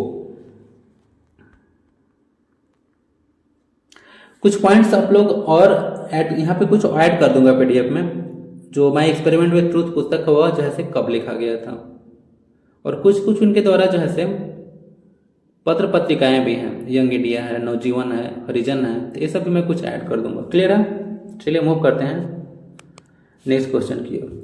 जोजिला दर्रा कहाँ पे है? केंद्र शासित प्रदेश जम्मू और कश्मीर, केंद्र शासित प्रदेश लद्दाख, सिक्किम या फिर हिमाचल प्रदेश। जेसीसी जिल 2024 21 सितंबर का पेपर डिस्कस हो रहा है, भूल तो नहीं गया ना? देखिए जोजिला दर्रा मेनली रूप से पहले तो देखिएगा जम्मू कश्मीर लद्दाख रीजन में है और उसी दोनों को कनेक्ट ही करता है, लेकिन मेनली रूप से ये जो है से जम्मू कश्मीर में पड़ता है। कहाँ पे? जम्मू और कश्मीर पड़ता है। वर्तमान में 8 जो है से 8 केंद्र शासित प्रदेश हैं और 28 जो है से स्टेट्स हैं। ठीक है, याद रखिएगा। अभी मैं डिस्कस कर रहा हूं 2024 में लेक्चर को, नवंबर 2024 में। अब 2026 में 29 हो जाए या फिर यहाँ पे 7 हो जाए तो मैं नहीं कर सकता हूँ, ठीक है ना, वो अलग बात है। तो अभी स्टेटिक जीके है, लेकिन कुछ चीजें तो चेंज हो जाती हैं। तो आंसर इसका ही हो गया जोजिला दर्रा। अब देखिए इतने सारे जो है से दर्रे हैं जिसको डिटेल में कवर करने वाला हूँ। एक सबसे पहले तो आपके माइंड में क्लियर होना चाहिए कि ला होता क्या है भाई। तो ला जो है एक तिब्बती शब्द है। क्या है? तिब्बती शब्द जिसका मतलब दर्रा होता है, इसलिए आप लोग देखेंगे सिक्की ला, नाथू ला, ठीक है, और भी कुछ ला होता होगा, मतलब ला लगता है, सिक्की ला है, ये सब कुछ दर्रे हैं। तो प्रमुख दर्रे हैं और किस भारतीय राज्य में है, इसी क्वेश्चन आपसे पूछा जाता है। तो जो जिला दर्रा देख लीजिएगा, लद्दाख और जम्मू कश्मीर के बीच में यह है, मेन रूप से जम्मू कश्मीर आप लोग लगाइएगा, क्वेश्चन आएगा तो जम्मू एंड कश्मीर यहाँ पे लिख भी दिया गया है। लीपू लेक जो दर्रा है वह पिथौरागढ़ उत्तराखंड में देखने को मिलेगा। उसके बाद आता है रोहतांग दर्रा। रोहतांग दर्रा है ये लाहौल स्पीति घाटी मिलेगा कुल्लू में, हिमाचल प्रदेश में। तो रोहतांग दर्रा का लोकेशन हो गया हिमाचल प्रदेश। बनिहाल दर्रा है ये आपको जम्मू और कश्मीर में ही देखने को मिलेगा। उसके बाद आता है बारालाचा दर्रा। जो बारालाचा दर्रा है वह लेह में पड़ेगा। लेह ठीक है, मैं सॉरी लेह लद्दाख से मनाली को यह कनेक्ट करता है, हिमाचल प्रदेश में यह पड़ेगा। लेह लद्दाख से मनाली को कनेक्ट करता है, मेन रूप से हिमाचल प्रदेश में पड़ेगा। तो बारालाचा पास कहाँ पे हो गया? ये हो गया आपका हिमाचल प्रदेश में। हिपरा मतलब होता है हिमाचल प्रदेश। पीर पंजाल दर्रा यह जम्मू और कश्मीर में ही देखने को मिलेगा। जेलेपला दर्रा यह सिक्किम में पड़ता है। कहाँ पड़ता है? सिक्किम में पड़ेगा जेलेपला। एक है कराताग दर्रा, एक कारकोरम रेंज में पड़ेगा आपको लद्दाख में। सिपकिला आता है हिमाचल प्रदेश में है। उसके बाद बोमडिला दर्रा है अरुणाचल प्रदेश और नाथुला सिक्किम में है। ओके, तो ये सब कुछ क्वेश्चन है जो इससे पूछे जाते हैं, टिक लगा दो, ज्यादा क्वेश्चन आते हैं। नाथुला से आता है, बोमडिला सिपकिला भी है। उसके बाद रोहतांग पूछा जाता है, लिपुलेक जोजिला ऐसे पूछा जाता है। ये सबसे ज्यादा क्वेश्चन आता है, इससे इंपोर्टेंट सारा है। फिर पंजाल भी है, बनिहाल भी है, तो ये सबसे ज्यादा क्वेश्चन आता है। तो क्लियर है, अगर दर्रे आएंगे आपसे क्वेश्चन पूछा जाएगा तो गड़बड़ करके मत आइएगा। ओके ना, इतने सारा दर्रा आपको मेन रूप से याद रखना है। एक क्वेश्चन पूछा गया जेएसएससी जेल में, तो क्वेश्चन देखिए अच्छे लेवल का था। अभी पता चलेगा कितना अच्छे लेवल का क्वेश्चन कभी पूछ दे रहे हैं। मेट्रो रेलवे का मुख्यालय क्या है? देखिए आरटीएस होता है ना, रैपिड ट्रांजिट सिस्टम, जिसको शॉर्ट में आप लोग ना मेट्रो बोलते हैं। रैपिड ट्रांजिट सिस्टम जो होता है उसको शॉर्ट में मेट्रो बोलते हैं। तो मेट्रो रेलवे जोन का मुख्यालय आपसे पूछा गया, कोलकाता, मुंबई, नई दिल्ली या चेन्नई। देखिए थोड़ा बहुत आप लोग ना हिस्ट्री देखिए पढ़ना चाहिए, सबको पढ़ना चाहिए। आप हिस्ट्री अपना पास्ट के बारे में जानना चाहिए, और पास्ट में जो गलती हुई है उसको दोहराना नहीं है, ये हिस्ट्री पढ़ने से पता चलेगा। देखिए अगर इसका बैकग्राउंड आपको पता रहता है ना, तो इसका जो है जरूरी नहीं पड़ता। मेन रूप से जहां से शुरू होता है कोई चीज, ज्यादा मतलब चांस रहता है कि वहीं पे जो है सेंटर्ड रहेगा। तो मेट्रो की शुरुआत देखिएगा तो भारत में कोलकाता से हुआ था, और इस क्वेश्चन का आंसर भी कोलकाता ही है। तो मेट्रो रेलवे जोन का मुख्यालय कोलकाता में ही देखने को मिलेगा। सबसे पहले जो शुरू हुआ था वो कोलकाता से ही हुआ था। मेट्रो की शुरुआत भारत में कब हुआ था वो भी देख लीजिएगा। अब हाँ, specific place park street Kolkata headquarter railway metro zone का। भारत में मेट्रो की शुरुआत हुआ था 24 अक्टूबर 1984 को। 24 अक्टूबर को यूनाइटेड नेशंस का स्थापना दिवस भी मनाया जाता है, 24 अक्टूबर। दिल्ली मेट्रो सेकंड में आया ना, सबसे पहले देख लिया 1984 में कोलकाता मेट्रो फर्स्ट था। दिल्ली मेट्रो जो है 2002 में अस्तित्व में आया। ये जो है बोला जाता है दिल्ली मेट्रो को कि भारत का बिजिएस्ट और लार्जेस्ट मेट्रो है नेटवर्क है इंडिया का। ठीक है, दिल्ली में तो पता होगा।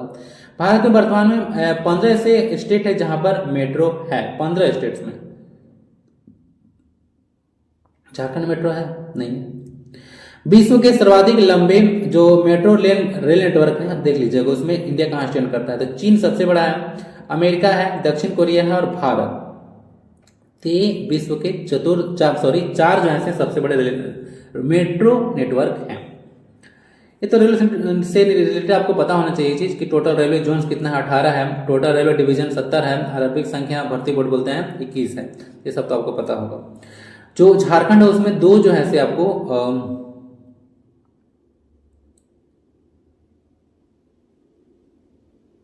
दो जोन देखने को मिलेगा। एक होता है आपका ईसीआर, ईस्ट सेंट्रल रेलवे है, और एक एसीआर है, साउथ ईस्टर्न रेलवे। ये होता है।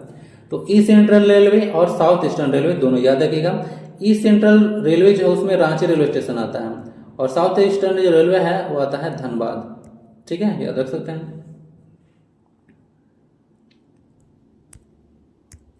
और फर्स्ट रेलवे जो था इंडिया में कहां चला था, तो सीएसटी यानी कि जो पहले इसको विक्टोरिया टर्मिनल के नाम से जाना जाता था, बाद में इसको छत्रपति शिवाजी टर्मिनस नाम कर दिया गया। तो मुंबई से थाने के बीच में चला था 24 किलोमीटर 16 अप्रैल 1853 को। ओके ना, 1800 में लॉर्ड डलहौजी के काल में हुआ था। ठीक, ये भी याद रख सकते हैं। ट्रेन का नाम था डक्कन क्वीन, और उस समय गवर्नर जनरल थे लॉर्ड डलहौजी। यहाँ पे लिखा हुआ है। जो सीएसटी है ना, और जैसे यूनेस्को का साइट भी है। 2004 में देख लीजिएगा, बट डेट बहुत सारा डेट में इधर उधर भी हो जाता है थोड़ा, एक बार इसीलिए वेरीफाई कर लीजिएगा। 2004 ऐसे मैं ही वेरीफाई कर दूंगा, गड़बड़ होगा तो कंडोक्स में चिपका दिया जाएगा। 2004 में इसको यूनेस्को के साइट्स में ऐड किया गया था। चलिए बढ़ते हैं आगे, क्वेश्चन बहुत ज़्यादा डिस्कस करना है, अभी वीडियो बड़ा हो रहा है। तो बड़ा पानी पत्र लेके बैठिएगा थोड़ा, ठीक है ना, चखना खाने में थोड़ा कुछ जलपान लेकर बैठिएगा, थोड़ा बड़ा होगा ये, ठीक है, don't mind my words. Aravali पर्वत भारत की सबसे पुरानी पर्वत श्रृंखला है। यह किन राज्यों में फैली हुई है? जो थंबनेल में आपने जिसका इमेज देखा होगा यहाँ पे, ओके सर्कुलर, वो उसी का था। राजस्थान, गुजरात, हरियाणा और दिल्ली। राजस्थान, मध्य प्रदेश, गुजरात और महाराष्ट्र। राजस्थान, उत्तर प्रदेश, हरियाणा और पंजाब। राजस्थान, महाराष्ट्र, मध्य प्रदेश और गुजरात। तो ये जो अरावली पर्वत देख रहे हैं, ये भारत की सबसे पुरानी पर्वत श्रृंखला है। ओके, इसलिए इसे क्वेश्चन जैसे आपसे पूछा जा रहा है, तो पूछते ही हैं, लेकिन इससे क्वेश्चन तो बनता है। ये क्वेश्चन पहले ही बन चुका अलग एग्जाम में। राजस्थान, गुजरात, हरियाणा और दिल्ली, चार जो है से राज्यों में फैला हुआ है। कहिए कि 3 स्टेट है और एक जो है यूनियन टेरिटरी में फैला हुआ है।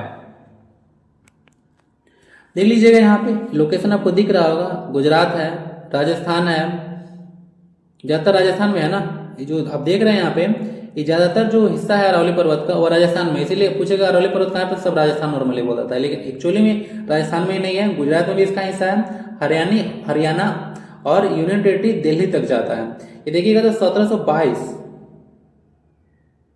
सॉरी ये नहीं है, ये जो इसका स्ट्रेच है देखिएगा यहाँ से, तो ये जो है 670 किलोमीटर लंबाई है पर्वत, यहाँ से वहां तक लंबाई देख लीजिएगा। यहाँ पे क्या लिखा हुआ है कि ये जो अरावली हिल्स है उसका हाईएस्ट रेंज देखिएगा, मतलब ठीक ना, वो है गुरु शिखर, जो कि जिसको माउंट आबू बोलते हैं, में पड़ता है। 1722 मीटर इसका है एलिवेशन, और ये सब एबव सी लेवल में हो जाता है।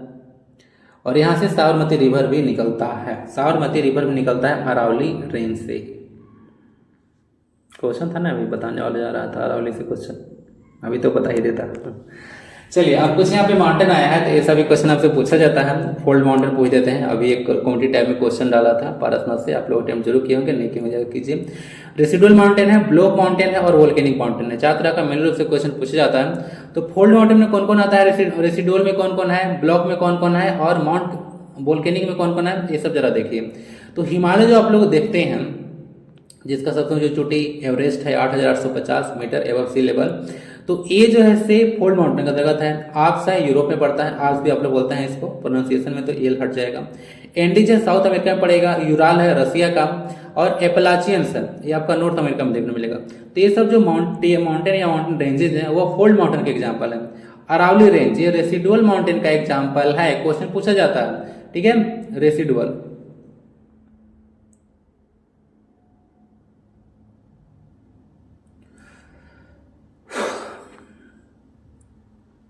अगर ये पारसनाथ है, ये भी रेसिडुअल में आता है, और रेसिडुअल मतलब ऑसिस्ट। उसके बाद द सिरास है, स्पेन में पड़ता है। नीलगिरी हिल्स है, गिरनार हिल्स है, गिरनार हिल्स कहाँ पे पड़ता है ये बताइएगा, और नीलगिरी हिल्स दोनों क्वेश्चन रहेगा। महेंद्रगिरी हिल्स ये सब, और द मेसास इंडिया में नहीं है। तो ये सब जो आप लोग देखने को मिलेगा वह सब रेसिडुअल माउंटेन के एग्जाम्पल है। राइन वैली माउंटेन और द वोस्गेस ये सब जो है ब्लॉक माउंटेन के एग्जाम्पल है। वोल्केनिक में आता है mount Kilimanjaro, mount अकांकागुआ, mount Fujiyama है, और माउंट मौका किया, ये सब जो है वोल्केनिक माउंटेन के एग्जाम्पल हैं। भारत का एकमात्र एक्टिव वोल्केनो, एक्टिव का एंटोनिम पढ़े ना, डोरमेट, एक्टिव, ये सब। तो एकमात्र जो एक्टिव वोल्केनो है वह कहां पे है, भारत का एकमात्र active volcano. Okay, next question पे बढ़ते हैं। वनस्पतियों के संरक्षण की इन सिटू विधि के लिए निम्नलिखित में से कौन सा एक असल नहीं है। बायोस्फीयर रिजर्व्स, वन जीव अभयारण्य, राष्ट्रीय उद्यान या फिर वनस्पति उद्यान। देखिए इन सिटू क्या होता है समझिए इसको, और एक सिटू क्या होता है ये भी आप लोग समझिए। तो सबसे पहले मान लेते हैं कि कोई एक क्षेत्र है, क्या है, कोई क्षेत्र है, दो क्षेत्र के एग्जाम्पल लीजिए। कोई क्षेत्र है जहां पर कोई जो फ्लोरा और फौना है वहां पे नेचुरली पाया जाते हैं, क्या पाया जाते हैं, नेचुरली पाए जाते हैं। तो उसको क्या करते हैं, हमको उसी के अंदर प्रोटेक्ट बोल करते हैं, क्या हो गया इस अंदर में, तो इन हो गया, इन हुआ ना। तो इसको इन सीटू कंजर्वेशन का हम लोग एग्जांपल देते हैं। इन सीटू को ऑन साइट कंजर्वेशन कभी बोला जाता है। तो इन सीटू कंजर्वेशन में यही आता है, अगर कोई फ्लोरा और फौना है उसको जहां पे वो मौजूद है उसी के अंदर प्रोटेक्ट किया जाता है, तो उसको इन सीटू कंजर्वेशन बोलते हैं। दूसरा पॉइंट ये है कि अगर मुझे लग रहा है कि इसको यहाँ पे खतरा है, ये यहाँ पे लुप्त होते जा रहा है यहाँ पे, ओके, तो हम लोग चाहते हैं कि ये जो पार्टिकुलर जो फ्लोरा या फौना है उसको दूसरे जगह पर भी जो है हम लोग शिफ्ट कर दें। तो यहाँ से कुछ को उठाकर हम लोग यहाँ पे ले आए, तो यहाँ पे क्या हुआ, इसको बाहर निकाल दिए। तो अगर कोई पार्टिकुलर हैबिटेट है वहां से हटाकर कहीं और जगह कंजर्वेशन किया जाता है तो उसको इक सितु कंजर्वेशन का एग्जांपल दिया जाता है। तो ये दोनों पॉइंट आपका माइंड में क्लियर होना चाहिए। उसके बाद क्वेश्चन पे आते हैं। तो biosphere reserve, wild life sanctuary और नेशनल पार्क जो है ये सब प्रोटेक्टेड एरियाज हैं। अगर पढ़े होंगे इसके बारे में तो आपको आइडिया होगा। नेशनल पार्क सबसे ज्यादा रिस्ट्रिक्टेड होता है, ठीक है, वाइल्ड लाइफ सेंचुरी कम होता है और बायोस्फीयर रिजर्व में उससे भी कम होता है, लेकिन रिस्ट्रिक्शन होता है, ओके, क्योंकि इसमें फ्लोरा फौना को प्रोटेक्ट करने की कोशिश किया जाता है। तो इसमें तीनों के तीनों इन सीटू विधि का जो है एग्जाम्पल है। आपसे पूछा गया है कौन नहीं है, तो यह बोटेनिकल गार्डन है। बोटेनिकल गार्डन नॉर्मली हम लोग भी इसको बना सकते हैं और वहां पे कुछ स्पीसीज को रख सकते हैं, क्लियर है। तो बोटेनिकल गार्डन इन सिंधु कंजर्वेशन के अंतर्गत नहीं आता है। ये आपका नेशनल पार्क आ गया, वाइल्ड लाइफ सेंचुरी आ सकता है, या फिर बोलिए बायोस्फीयर रिजर्व आ जाएगा यहाँ पे। लेकिन ये जो बोटेनिकल गार्डन है यह बाहर में होगा, ठीक है, उसके अंदर में नहीं होगा। तो यह एक सितु कंजर्वेशन का एग्जाम्पल होगा, न कि इन सितु का, ठीक है। डाउट होगा तो कमेंट्स में बताइएगा। अब कुछ यहाँ पे देख लीजिए कि सब तो हो चुका है, सेंचुरी पार्क्स है, बायोस्फीयर रिजर्व है, नेशनल पार्क, ये सब जो है जो इन सितु कंजर्वेशन के अंतर्गत आते हैं। जूलॉजिकल और जो बोटेनिकल गार्डन बोल सकते हैं, यह एक सितु कंजर्वेशन का है और एक ऐसा मेथड है प्रोटेक्शन का फ्लोरा फौना का, जो कि जो नेचुरल हैबिटेट है उससे बाहर निकलकर उन लोगों को प्रोटेक्ट किया जाता है। जैसे बिरसा मुंडा जैविक उद्यान से क्वेश्चन पूछा जाता है, ठीक है, पूछा गया था, झारखंड से है तो झारखंड के बारे में पढ़िए। बिरसा मुंडा जो जैविक उद्यान है वो जो है एक सितु कंजर्वेशन का एग्जाम्पल था, और जो बिरसा मिरिक बिहार है जो कि कालामाटी पुट्टी में पड़ता है वो भी एक सितु कंजर्वेशन का ही एग्जाम्पल है, ठीक है।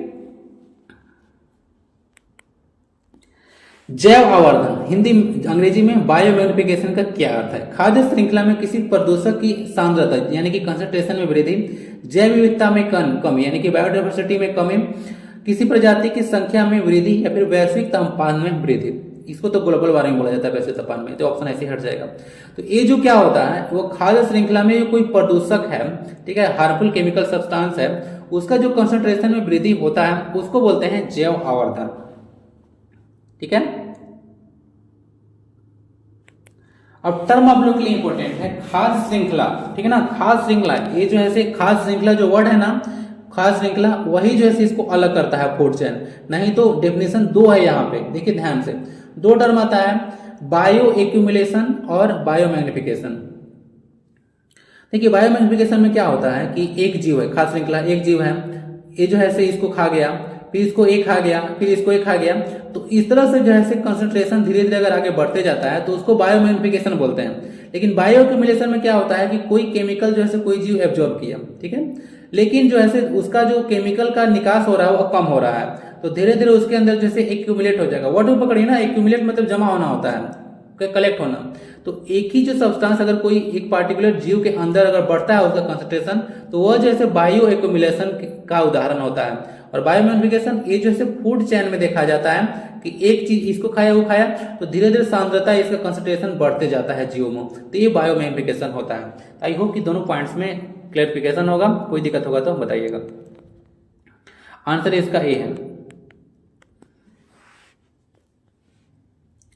यहाँ पे मैंने लिखा कि मैग्निफिकेशन तो समझा दिया, आई होप कि चीज क्लियर होगा।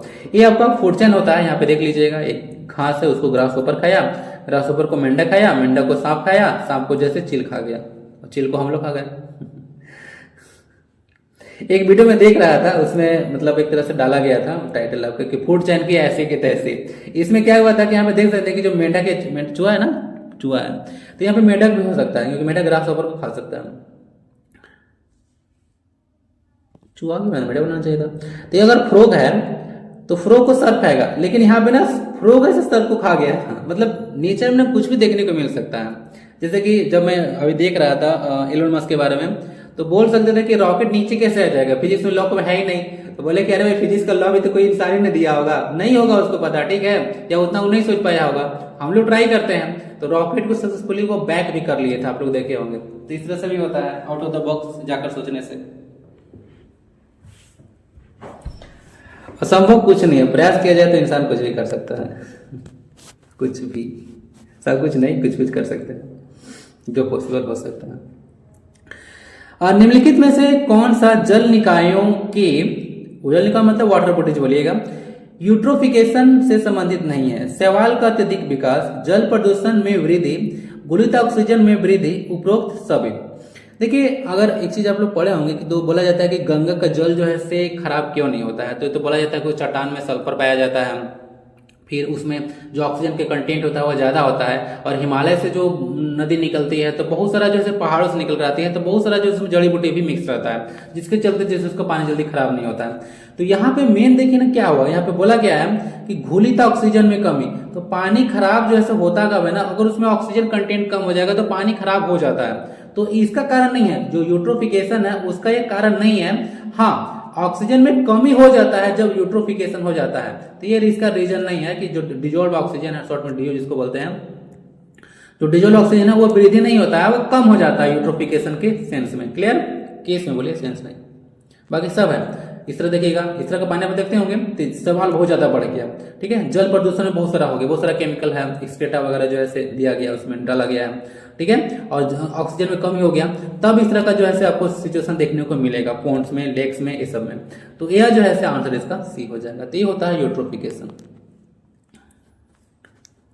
देखिए यूट्रोफिकेशन, और जो एक यूट्रोफिकेशन के बारे में डिटेल में दिया गया है कि क्या क्या होता है इसमें। तो अलगे ब्लूम्स हो जाता है, डेड जोन से बन जाता है, ऑक्सीजन जो है कम हो जाता है, तो तालाब के जो जीव जंतु है वो आपको मरते हुए देखने को मिलेंगे, यहाँ पे लिखा गया है। उसके बाद वाटर क्लैरिटी भी गंदा हो जाता है। यहाँ देखिए टर्म लिखा गया, fish can die due to the lack of oxygen, लिखा गया ना। तो पानी, यूट्रोफिकेशन के केस में पानी में ऑक्सीजन का कम मात्रा कम हो जाता है, इसे ध्यान रख सकते हैं। और बहुत सारा ये सब नुकसान होता है, आप थोड़ा रीड कर लीजिएगा। यूट्रोफिकेशन होता कैसे है? तो एग्रीकल्चर के चलते होता है। क्या होता है कि फर्टिलाइजर, बहुत सारा हम लोग जो यूज कर रहे हैं फर्टिलाइजर्स, उसके बाद रन ऑफ एग्रीकल्चर फील्ड्स, ये तो बहुत सारा एग्रीकल्चर से जो गंदगी निकल रहा है वो सब मैन्यूर हो रहा है, यूज किया जा रहा है।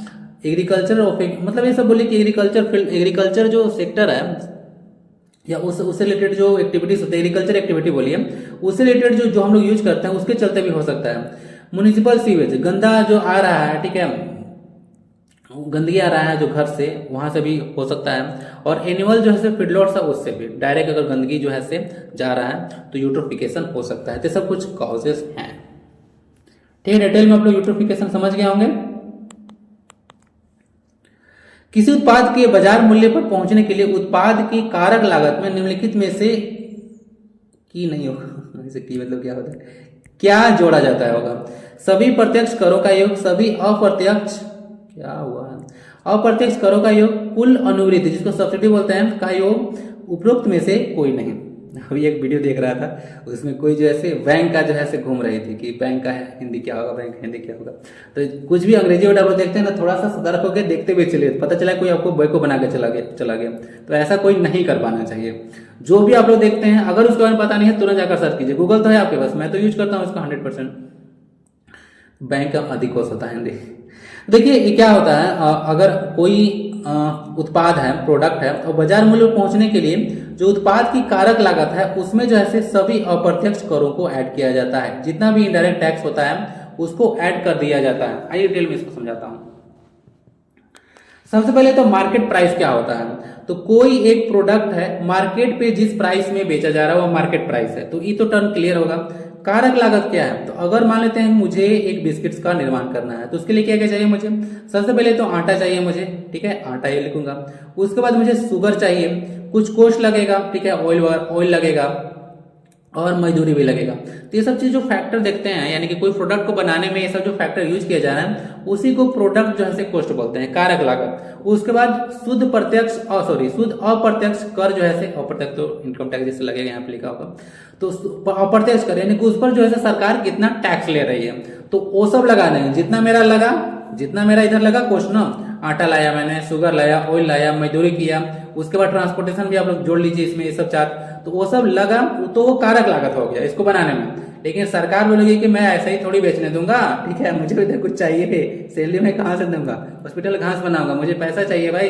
तो सरकार टैक्स लेती है। तो टैक्स जो ले रही है तो उसको इनडायरेक्ट टैक्स लिया जाएगा। तो अगर इसमें इनडायरेक्ट टैक्स ऐड किया जाएगा, उसके बाद जो है यह जो प्रोडक्ट है वह मार्केट प्राइस पर पहुंचेगा। तो ये कुछ कहानी होता है, तो इसमें तो गड़बड़ नहीं होगा सारा चीज। तो देखिए टैक्स क्या होता है, कर आपको पता होगा, डायरेक्ट इनडायरेक्ट टैक्स होता है। उसके बाद जो है डायरेक्ट टैक्स में यहाँ पे पर्सन डायरेक्ट पे करता है, ठीक है, पॉकेट से। अगर उसका प्रॉपर्टी है या इनकम उस पर डायरेक्ट पे करता है। जैसे इनकम टैक्स का आप लोग एग्जाम्पल लिख सकते हैं। यह जो है प्रोग्रेसिव टैक्स का एग्जाम्पल आता है, ठीक है, यानी कि जैसे जैसे इनकम आपको बढ़ेगा टैक्स भी आपको ज्यादा देना पड़ेगा। जैसे झारखंड में जो एमएसडी हैं वह इंडिविजुअल सबसे अधिक जो है टैक्स पे करते हैं झारखंड में। इंडायरेक्ट टैक्स में देख लीजिएगा, ये जो है प्रोडक्ट्स और सर्विसेज पर जो है आपको देना पड़ता है। जैसे बिस्कुट आप खरीद कर लाए यहाँ पे, तो उस पर आप लोग इंडायरेक्ट टैक्स पे कर रहे हैं। और जितना भी इंडायरेक्ट टैक्स था उसको सबसिम करके आपको पता होगा जीएसटी लाया गया था। इस सब दर्जन भर इंडायरेक्ट टैक्स को सबसिम करके जीएसटी लाया गया था। 2017 से जीएसटी डे मना रहे हैं। 122वां संविधान संशोधन बिल था और 101वां संविधान संशोधन अधिनियम बना। जीएसटी को लेकर कौन सा कमेटी था, क्वेश्चन अच्छा है, तो बताइए। Father of economics last class में क्वेश्चन पूछा था, ये थे एडम स्मिथ, और इनका एक बुक भी है द वेल्थ ऑफ नेशंस, जो कि 1776 में लिखा गया था। रेगुलेटिंग एक्ट नहीं, उसके बाद ठीक है, तो याद रख सकते हैं। नेक्स्ट है, निम्नलिखित में से कौन सी घटना सबसे पहले हुई थी। यहाँ पे आपको डेट न देकर जैसे क्रोनिकल ऑर्डर में लगाने के लिए ही देती है, यानी कि जब तक आपको पता नहीं रहेगा ये क्वेश्चन का आप कैसे कीजिएगा। बीमा कंपनियों का राष्ट्रीयकरण, ठीक है, इंग्लिश में भी डाल दिया हूं, दिक्कत ना हो किसी को। Nationalisation of insurance companies, air India का राष्ट्रीयकरण यानी कि nationalisation of air India. Banking विनियमन अधिनियम का अधिनियमन यानी कि enactment of banking regulation act. और एसबीआई का राष्ट्रीयकरण। देखिए अगर थोड़ा सा इसको आप लोग दिमाग लगाइएगा ना, तो पता हो बैंक का कॉन्सेप्ट बहुत पहले से था, बैंक का कॉन्सेप्ट बहुत पहले से था यहाँ पे। तो आंसर इसका ना सी होगा। जो बैंकिंग विनियमन अधिनियम था उसका अधिनियम यानी कि जो इनेक्टमेंट लागू किया गया था वो पहले हुआ था 1949 में। तो आंसर इसका सी है।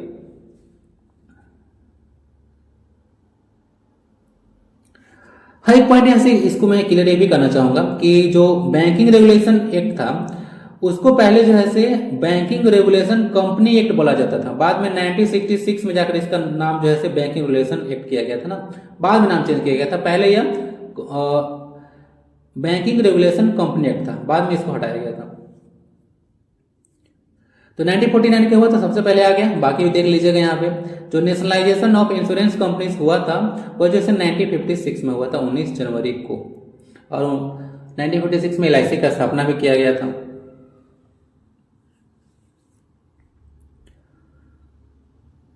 यूजीसी का भी स्थापना 1956 ही है। एयर इंडिया का नेशनलाइजेशन किया गया 28 मई 1953 को, 28 मई 1953 को।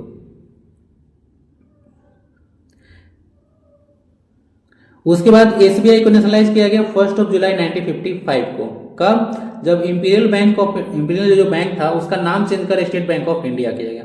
ठीक है, सार्वजनिक क्षेत्र का बोले पब्लिक सेक्टर का सबसे बड़ा बैंक यही है, एसबीआई। और प्राइवेट सेक्टर में ICICI, industrial credit and investment corporation of India. RBI का नेशनलाइजेशन किया गया था 1949 में। आरबीआई का नेशनलाइजेशन किया गया था 1949 में। और देखिएगा 14 जो मेजर बैंक थे उस समय इंक्लूडिंग एसबीआई, देख लीजिएगा एसबीआई का नेशनलाइजेशन 1955 में किया गया था, लेकिन जो 14 मेजर बैंक्स थे वो 1969 में नेशनलाइज किए गए थे।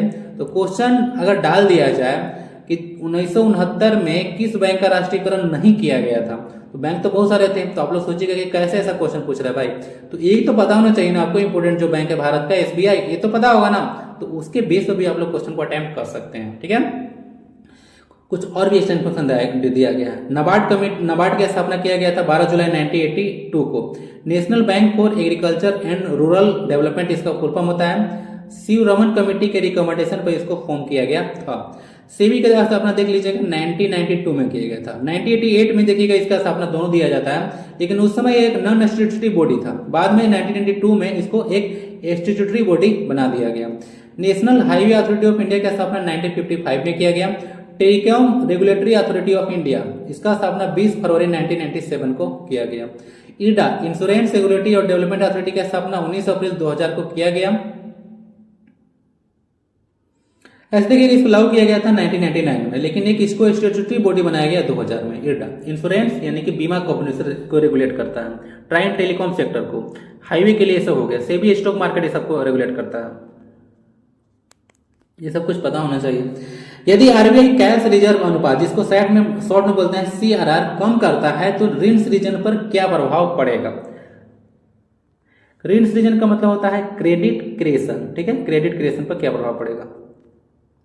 देखिए यह बढ़ जाएगा। बढ़े कैसे कि अगर सीआरआर, सभी बैंकों को जो है आरबीआई के पास कुछ निश्चित जो है धनराशि जो है रखना पड़ता है। ठीक है, लेकिन अगर यह धनराशि आरबीआई के पास से कम हो गया तो बैंक के पास ज्यादा पैसा रहेगा, तो ज्यादा जो है मार्केट में पैसा इनफ्लो होगा, तो ऋण जो है बढ़ेगा, क्रेडिट सृजन जो है बढ़ता है। तो आंसर इसका सी हो गया। समझ में आ चुका है ना? आरबीआई पैसा अपने पास कम कर रहा है तो अल्टीमेटली ये बैंक के पास जाएगा, अलग अलग बैंक का रखा हुआ तो, और बैंक के पास जाएगा तो ऑब्वियसली है कि क्रेडिट क्रिएशन बढ़ेगा ही। अब देखिए आरबीआई से कुछ इंपोर्टेंट टर्म्स है, तो ये तो सीआरआर हो चुका है। बैंक रेट, रेपो रेट, ऐसा भी आगे डिस्कस करूंगा। क्लास ऑलरेडी बहुत ज्यादा लंबा होगा तो इसको उतना डिटेल में इसको नहीं डाला गया। तो amount of money banks have to keep with RBI, that is called CRR. उसके बाद आरबीआई जो है अगर सीआरआर रिड्यूस करता है तो जो क्रेडिट क्रिएशन है वह इंक्रीज करेगा। ठीक है, याद रखिएगा, रिड्यूस करेगा तो इंक्रीज करेगा। आरबीआई का स्थापना 1 अप्रैल 1934 को किया गया अंडर आरबीआई एक्ट 1934 से। फर्स्ट गवर्नर बने थे वह सर ऑस्बोर्न स्मिथ थे, और फर्स्ट जो इंडियन गवर्नर बने थे वह सीडी देशमुख बने थे। और जेसीसी में शायद ऐसा ही था, शायद कुछ ऐसा क्वेश्चन पूछा गया था ना, इसको देख लीजिएगा। एग्जैक्टली मुझे याद नहीं, लेकिन पूछा गया है। मोर प्रोबेबली है कि यह एसआई में पूछा गया है। 1939 में यह इंडियन गवर्नर बने थे सीडी देशमुख, पहले भारतीय गवर्नर थे। दो काम किया जाता है, मॉनेटरी पॉलिसी किया जाता है, और ओ में होता है ओपन मार्केट ऑपरेशन, यह आरबीआई के द्वारा कैरी आउट किया जाता है। ठीक है, मॉनेटरी पॉलिसी आरबीआई का होता है, और जो फिस्कल पॉलिसी होता है वह गवर्नमेंट का होता है, गवर्नमेंट ऑफ इंडिया का। ओपन मार्केट ऑपरेशन में जो गवर्नमेंट सिक्योरिटीज था उसको सेल या परचेज किया जाता है, सेल परचेज। भारत में गरीबी का अनुमान लगाने के लिए निम्नलिखित में से किसका उपयोग किया जाता है? जनसंख्या गणना अनुपात, कैलोरी सेवन, उपयोग व्यय विधि बोल सकते हैं हम, या फिर प्रति व्यक्ति आय। ये क्वेश्चन जेएसएससी 2024 में पूछा गया, और पहले यूपीएससी 2020 में पूछा गया। समझ रहे हैं क्वेश्चन का लेवल? देखिए तीनों चीज हम लोग यूज करते हैं। एक तो होता है head count ratio, calorie intake कितना खा रहे हैं हम, हेड काउंट रेशियो भी होता है, और एक्सपेंडिचर कितना खर्च कर रहे हैं। तीनों मेथड यूज होता है। प्रति व्यक्ति आय जो है से हम लोग यूज नहीं करते हैं गरीबी का आकलन के लिए। ठीक है, यहाँ पे पॉवर्टी एस्टिमेशन के बारे में बात किया जा रहा है। क्लियर?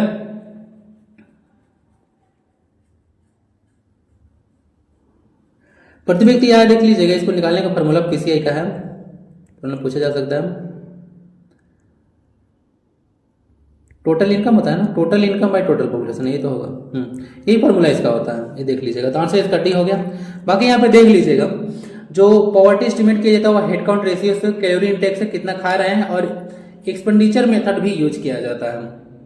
जो पॉवर्टी एस्टिमेशन किया जाता है वह मतलब भारत में जो गरीबी का आकलन किया जाता है वह नीति आयोग के द्वारा जैसे किया जाता है, यही है यहाँ पे, ठीक है, नीति आयोग।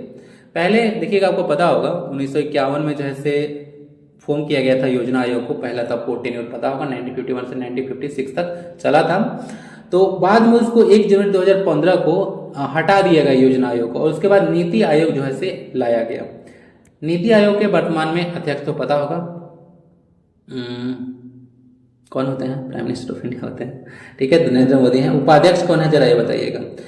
तो यहाँ पे देख लीजिएगा, जो डेटा कलेक्ट करता है वो होता है एनएसओ और एमओएसपीआई का जो डेटा होता है उसके बेसिस पर नीति आयोग जैसे गरीबी का आकलन करता है। एनएसओ क्या है, नेशनल स्टैटिस्टिकल ऑफिस ये होता है, और एमओएसपीआई होता है ministry of statistics and programme implementation. तो यही दोनों का डेटा जो है के आधार पर इसी के आधार पर जो है गरीबी का आकलन किया जाता है। बाद में देखिएगा ना, पहले 2 चीज था, नेशनल सैंपल सर्वे ऑर्गेनाइजेशन और एक था सीएसओ, सेंट्रल स्टैटिस्टिक्स ऑफिस, ठीक है। बाद में मर्ज करके इसको एनओसो बनाया गया था। तो ये कब बनाया गया था क्वेश्चन रहेगा। कुछ कमिटी है भारत में, देख लीजिएगा गरीबी का आकलन के लिए, वीएम दांदेकर और एन रथ कमेटी 1971 का ये फर्स्ट सिस्टमेटिक असेसमेंट किया था पॉवर्टी का इंडिया में। इंडिया में अगर बोलेगा कि सिस्टमेटिक ढंग से गरीबी का आकलन किसके द्वारा किया गया, तो इसी कमेटी के द्वारा किया गया था। अलग कमेटी आया 1979 में, डायरेक्ट जो है क्रोनोलॉजिकल ऑर्डर में या मैच करने के लिए आ सकता है, ध्यान रखिएगा सब कमेटी से क्वेश्चन आता ही आता है। अलग कमेटी 1979 का था, उसमें ने एक डेटा सेट किया कि अगर गांव में कोई प्रतिदिन 24 कैलोरी भोजन ले रहा है, एनर्जी कंज्यूम कर रहा है, और शहर में 2100 कैलोरी ले रहा है प्रतिदिन, तो वह गरीब नहीं है, उसके नीचे जैसे गरीब है उसके ऊपर अमीर है। लकड़वाला कमेटी 1993 का है, यह सीपीआईआईएल और सीपीआईएल पर जो है यूज किया, इसका डेटा लिया था। ये था ना consumer price index, industrial labour और एग्रीकल्चर लेबर, उसके बेस पर यह डेटा तैयार किया था। तेंदुलकर कमेटी देख लीजिएगा, इनका पूरा नाम रमेश तेंदुलकर कमेटी है। तो ये पूछा जाता है किससे संबंधित है, तो गरीबी रेखा के आकलन से, ठीक है। ये कॉस्ट ऑफ लिविंग के आधार पर जैसे डेटा दिए थे। उसके बाद रंगराजन कमेटी आया 2012 में, ये पर कैपिटा एक्सपेंडिचर पर जो है बेस्ड था। अर्बन 1407 रुपया और रूरल 972 रुपया। इतना से कम कमाते हैं तब आप गरीब हैं, नहीं तो अमीर हैं। ये डेटा को छोड़ दीजिए, इसको मैं और देखूंगा, ठीक है। इसको मैं देख रहा था एक जगह मिला, लेकिन मे भी यह डेटा से पुराना हो सकता है कि जो प्रेजेंट में जो पॉवर्टी लाइन का जो डेटा है वो अर्बन और रूरल क्षेत्र में क्या है, ठीक है। ये सब डेटा ऐसे होता है ना जो टाइम टू टाइम जैसे रिवाइज किए जाते हैं, तो ये डेटा चेंज हो सकता है। इसको मैं आपको पीडीएफ में प्रोवाइड करा दूंगा, ओके।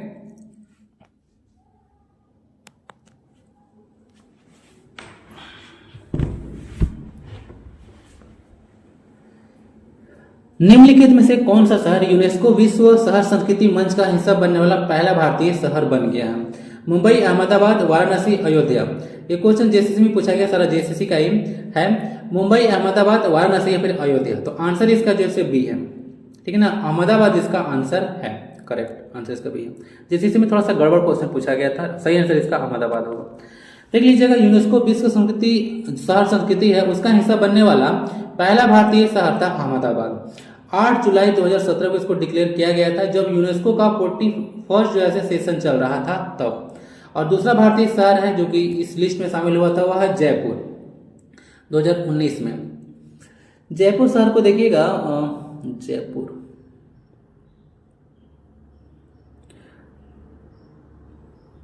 सवाई जय सिंह द्वितीय थी ना, उनके द्वारा इसका स्थापना किया गया था। जयपुर शहर को बसाया गया था, इसको बोल सकते हैं।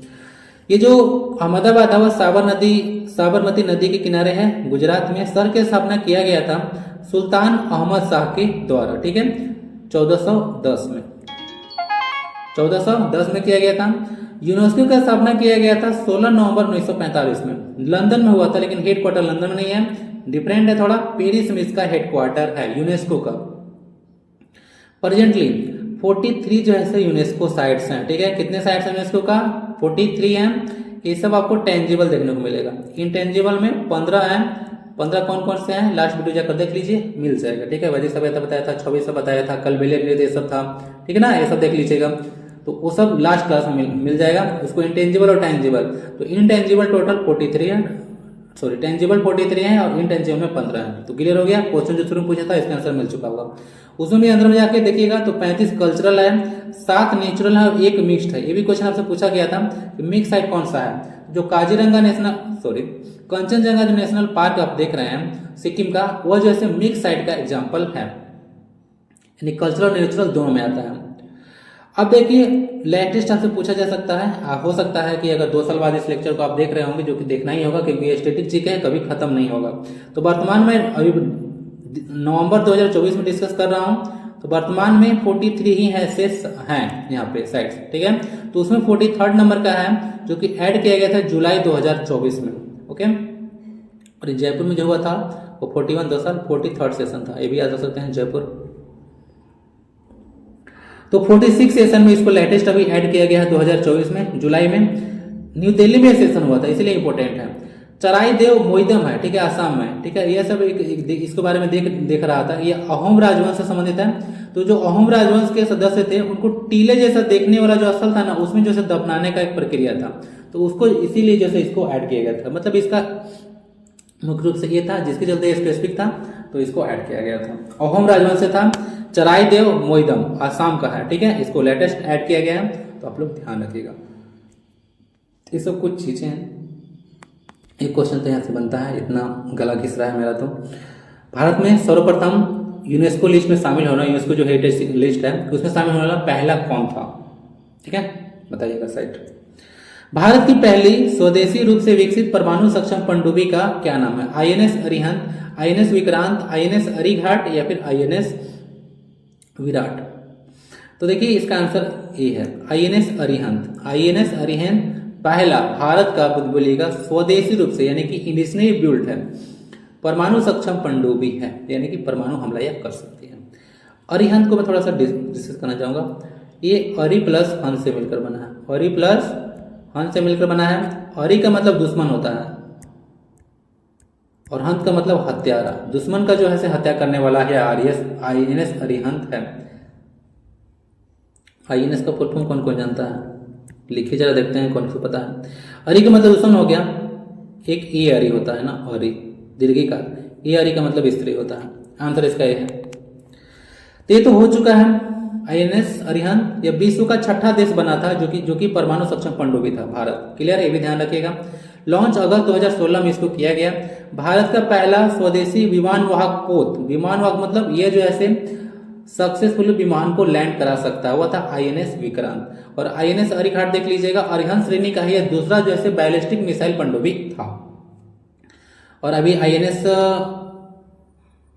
विराट था ना, तो नौसेना का ये ना प्रमुख जहाज था, ठीक है। आईएनएस विराट जो था नौसेना का प्रमुख जहाज था और इसको ग्रांड ओल्ड लेडी के नाम से भी जाना जाता है। 1987 में इसको कमीशन किया गया था इंडियन नेवी में, 2017 में इसको रिटायर करा दिया गया था। उसके बाद आईएनएस विक्रमादित्य है जो कि 2013 से इंडियन जो नेवी है उसमें वर्क कर रहा है।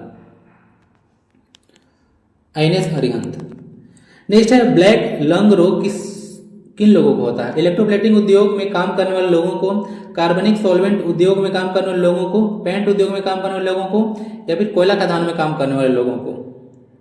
तो होता है डीना, कोयला खदान में जो काम करते हैं ना उन लोगों को ब्लैक लंग डिजीज होता है और कोयला को ब्लैक गोल्ड बोला जाता है। क्या बोला जाता है? Black gold. देखिए कुछ डिजीज है, यहाँ पे सारा डिजीज नहीं दिया गया, उस तरह के डिजीज को यहाँ पे इंक्लूड किया गया है जो पार्टिकुलर मतलब क्षेत्र में काम करने से होता है। तो ब्लैक लंग डिजीज है, इसको कोल्ड वर्कर्स जो न्यूमोनियोसिस भी बोला जाता है, शॉर्ट में CWP। मुझे भी पढ़ने में दिक्कत हो रहा है, ठीक है, मैं थोड़ी ना महारथी हूँ, मुझे भी दिक्कत हो सकता है। तो CWP ही बोलते हैं ब्लैक लंग डिजीज को ही। तो ये कोल माइंस में जो वर्कर काम करते हैं उनको ये होता है। एक है सिलिकोसिस डिजीज, तो ये सिलिका कंटेंट डस्ट, ठीक है, यानी कि जो पत्थर ये सब में काम करते हैं, बालू सेक्टर में काम करते हैं, उन लोगों को सिलिकोसिस हो सकता है। तो डस्ट होता है उसमें सिलिका पाया जाता है, तो सिलिका से सिलिकोसिस डिजीज हो सकता है। रेस्पिरेटरी डिजीज है तो मूल रूप से आपको जो है से लंग को अफेक्ट करेगा। एबेस्टोसिस देख लीजिएगा, ये जो है से एक ऐसा मतलब मेटलर्जी समझते होंगे ना, मेटलर्जी आप लोग धातु कर पढ़े होंगे 10th में। तो एवेस्टिस जो ओर होता है, सॉरी ओर होता है, अगर ओर का जो है धातु कर्म किया जा रहा है, निकाला जा रहा है मेटलों से, तो अगर उसमें एवेस्टिस मौजूद है तो उससे में भी क्या आपको एवेस्टिसिस हो सकता है। एवेस्टिसिस एक ऐसा पदार्थ होता है जो कि आग में नहीं जलता है। एक होता है सीओपीडी डिजीज है, फुल फॉर्म डाल दूंगा, मुझे याद नहीं आ रही है, ठीक है, ये मैं आज ही सर्च किया था, मुझे एक बार मुझे भी याद नहीं है, ठीक है। तो सीओपीडी एक डिजीज है, याद आ नहीं रहा है, भूल चुका हूं इसको। तो ये जो ऐसे माइंस में, जो लोग माइंस में काम करते हैं नॉर्मली, उन लोगों को सीओपीडी डिजीज हो जाता है। फुल फॉर्म इसका ना कॉमेंट बॉक्स में डाल दिया जाएगा, 2 बजेगा ना फुल फॉर्म, उसको कॉमेंट बॉक्स में डाला ही जाएगा। निम्नलिखित में से कौन सा शरीर की सबसे बड़ी अंतःस्रावी ग्रंथि है, यानी कि इंडोस्राइन ग्लैंड है? अधिवृक्क यानी कि adrenal gland, parathyroid gland, thyroid gland, या फिर प्यूसिका यानी कि पिट्यूटरी ग्लैंड? आंसर इसका सी है, जो थायराइड ग्लैंड है वह बॉडी का सबसे बड़ा अंतःस्रावी यानी कि इंडोस्राइन ग्लैंड है। ये ध्यान ये भी रखिएगा कि जो सेकेंड लार्जेस्ट इंडोस्राइन ग्लैंड है बॉडी में वह है पैनक्रियाज। कौन? Pancreas is the second largest endocrine gland in the body and first is thyroid. Pituitary gland को पिट्यूटरी ग्लैंड से हार्मोन निकलता है, ग्रोथ हार्मोन, ये याद रखिएगा। जो स्मॉलेस्ट इंडोक्राइन ग्लैंड आपसे पूछे कौन सा है, तो पीनियल ग्लैंड है, जिसको द थर्ड आई भी बोला जाता है। ये मेलाटोनिन हार्मोन को सीक्रेट करता है। हार्मोन चिल्लाते हैं ना आप लोग, हार्मोन स्पेलिंग नहीं होता है, हार्मोन होता है। लार्जेस्ट ग्लैंड पूछेगा बॉडी में कौन है, तो लीवर है, ठीक है। एक्सोक्राइन भी बोल सकता है आपको। इंडोक्राइन इसको क्यों बोलते हैं? इंडोक्राइन लोग को इसीलिए बोलते हैं ये सब ग्लैंड को, क्योंकि इन लोग का जो सिक्रेशन होता है वो डायरेक्ट ब्लड में होता है, इसीलिए इसको इंडोक्राइन ग्लैंड बोलते हैं। लार्जेस्ट ग्लैंड पूछेगा नॉर्मली, या फिर लार्जेस्ट एक्सोक्राइन भी बोले, तो उसका आंसर आप लोग लीवर लगाइएगा। वेट लगभग 1.5 kg होता है। यह बाइल जूस को सीक्रेट करता है, जो कि गॉल ब्लैडर में जाकर स्टोर होता है। थायराइड ग्लैंड देख लीजिएगा, नेक में यह पाया जाता है ना ग्लैंड, यह जैसे थायरोक्सिन जैसे हार्मोन को सेक्रेट करता है, जो कि रेगुलेट करता है थायराइड लेवल बॉडी में। और ये लार्जेस्ट इंडोक्राइन ग्लैंड है, तो बता दिया। एड्रिनल ग्लैंड को देख लीजिएगा, एंड्रोजेंस, एस्ट्रोजेंस, एल्डोस्टेरोन और कोर्टिसोल, ये सब कुछ हार्मोन्स इसके द्वारा सीक्रेट किए जाते हैं। और जो पैराथायरॉयड ग्लैंड है उसको पीटीएच बोलते हैं। पैराथायरॉयड हार्मोन को सीक्रेट करता है, जो कि रेगुलेट करता है कैल्शियम लेवल बॉडी में। क्लियर? तो आंसर हो गया इसका सी, थायराइड ग्लैंड। थर्ड आई किसको बोलते हैं? पीनियल ग्लैंड को, ठीक है, याद रखिएगा। स्मॉलेस्ट ग्लैंड है बॉडी का, इंडोक्राइन। सिंकोना के किस भाग से एक दवा प्राप्त की जाती है? छाल, पत्ती, फल का बाहरी आवरण या फिर बीज? तो ये सिंकोना जो है ना, उसके छाल से प्राप्त किया जाता है, कुनेन, ठीक है, कुनेन होता है एक्चुअली में। तो आंसर इसका ए है, देख लीजिएगा। कुनेन होता है, इसका नाम है सिंकोना प्यूबेसियन, ठीक है। तो ये इसका नाम है। सिंकोना के छाल से प्राप्त किया जाता है कुनेन, जिससे मलेरिया का दवा बनाया जाता है। उसके बाद अफीम नाम सुने होंगे आप लोग। तो यह जो पौधा है पापेवर सेमनीफेरम, उसके सूखे लैटेक्स से, ठीक है, सूखा जो लैटेक्स होता है उसे प्राप्त किया जाता है। इसका तो साइंटिफिक नेम लिखा हुआ है। सर्पगंधा का नाम आप लोग सुने होंगे, बहुत ज्यादा औषधीय गुण वाला पौधा है। रॉफोल्विया सर्पेंटिना, ये क्वेश्चन पूछा जा चुका है, इसका साइंटिफिक नेम। तो वह जड़ से प्राप्त किया जाता है। और एलोवेरा तो सुने होंगे, एलो बार्बेडेंसिस, ये इसका साइंटिफिक नेम है। पत्ती से प्राप्त किया जाता है, एलोवेरा देखे होंगे इस तरह से होता है, उसका आप लोग यूज किए होंगे। चलिए, तो ये सब कुछ हो चुका है, कहाँ से प्राप्त किया जाता है, सब कुछ इंपॉर्टेंट चीजें थे, इसको ध्यान रखिएगा। तो आज की क्लास में इतना ही, सॉरी इतना ही नहीं, और भी है, और कितना क्वेश्चन ऐड कर दिया, मुझे तो याद था कि 20 ही था। चलिए कुछ और है। इनमें से कौन सम्मिलित नहीं है? मल्लिका साराभाई भरतनाट्यम और कुचिपुड़ी से है, यामिनी कृष्णमूर्ति भरतनाट्यम और कुचिपुड़ी, मुझे भी जल्दी है, सोनल मानसिंह ओडिसी, या फिर सोना नारायण मोहिनीअट्टम। आंसर इसका ना डी है, सोमनाथ नारायण मोहिनीअट्टम से रिलेटेड नहीं है, यह कथक से रिलेटेड है। किससे? कथक से। तो आंसर इसका डी हो जाएगा। चलिए पार्ट डिस्कस कर देता हूँ, ये सब तो आपको याद रखना पड़ेगा, ये सबको कुछ नहीं है, आपको जितना प्रिविजन कीजिएगा उतना ही याद रहेगा, इसको ध्यान से देखिएगा।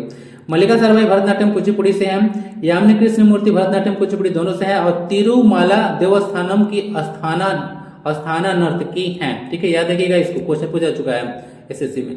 सोनल मान का संबंध भरतनाट्यम और ओडिसी से है। सोमनाथ नारायण जो कि क्वेश्चन था कथक से रिलेटेड है। कालका प्रसाद, जानकी प्रसाद, बिरजू महाराज, सितारा देवी, ये सब का संबंध कथक से है। श्रीमद शंकर देव, केलचूरन महापात्र, गुरु जतिन स्वामी, इस सब का संबंध सातरिया से संबंधित है ना, ध्यान रखिएगा, सातरिया आसाम का है। रुक्मिणी देवी अरुण डे नाम इनका भरतनाट्यम से संबंधित है। ठीक है, ओके, आंसर इसका हो चुका है। सोनाराम कथक से रिलेटेड है, टाइम पास नहीं करूंगा। देवराई का युद्ध में औरंगजेब ने किसे मार डाला? शाह शुजा को, मुराद को, औरंगजेब या फिर दारा सिकों? आंसर इसका डी है, दारा सिकों को मार दिया गया था देवराई के युद्ध में औरंगजेब के द्वारा। ये चारों के चारों, शाह शुजा, मुराद, औरंगजेब और दारा सिकों, ये सब जैसे शाहजहां का ही पुत्र थे। तो पता होगा ना सत्ता के लिए क्या होता है, लोग भाई भाई को भी नहीं समझ रहे हैं। ओके, कितना हद तक गिर चुके हैं, मतलब पहले से गिरे हुए हैं, गिरेंगे क्या? दारा सिकों को जैसे मार दिया गया था। औरंगजेब तो पता होगा, औरंगजेब के काल में मुगल साम्राज्य जैसे ढह गया था, ओके, पूरा खत्म होने लगा था। दारा सिकों था ना तो बेटर किंग, मतलब इससे तो लाख दर्जे का दारा सिकों था। ठीक है, काफी इसको नॉलेज भी था और काफी अच्छा ये काम भी कर सकता था, जिस तरह से इसका नॉलेज था। देवराई का युद्ध 1659 में हुआ था, जिसमें दारा सिकों को मार दिया गया था औरंगजेब के द्वारा। ये विजय हुआ था औरंगजेब। दारा सिकों क्या किया था? तो उपनिषद और जो भगवत गीता था, ये दोनों संस्कृत में था, नहीं याद सकते हैं, इसका फारसी में अनुवाद करवाया था। औरंगजेब की मृत्यु जैसे 1707 में हुआ था, डेट आप लोग याद कर सकते हैं। औरंगजेब एक कांड भी किया था, जो सिख धर्म के 9वें गुरु हैं गुरु तेग बहादुर जी, उनकी हत्या कर दिया था। और जहांगीर क्या किया था? 5वें सिख गुरु जो थे गुरु अर्जन देव, उनकी हत्या कर दिया था। ये सब कुछ पॉइंट्स याद कर सकते हैं, जिससे डायरेक्ट क्वेश्चन बन सकता है एग्जाम्स में।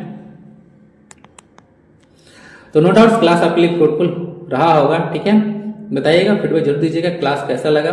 सफर शुरू किए हैं तो थोड़ा सा रुक तो जाइए, ठीक है, सोच विचार कर लीजिए, कुछ गड़बड़ है तो लाइफ में चलते रहता है, लेकिन बुढ़ना नहीं है भाई, आगे बढ़ते रहना। ठीक है, मिलते हैं अगली क्लास में। पीडीएफ टेलीग्राम पर प्रोवाइड करा दिया जाएगा। ठीक है, आजकल में तो फर्स्ट पर प्रोवाइड करा दिया जाएगा, बाकी आपको आगे देखने को मिल जाएगा।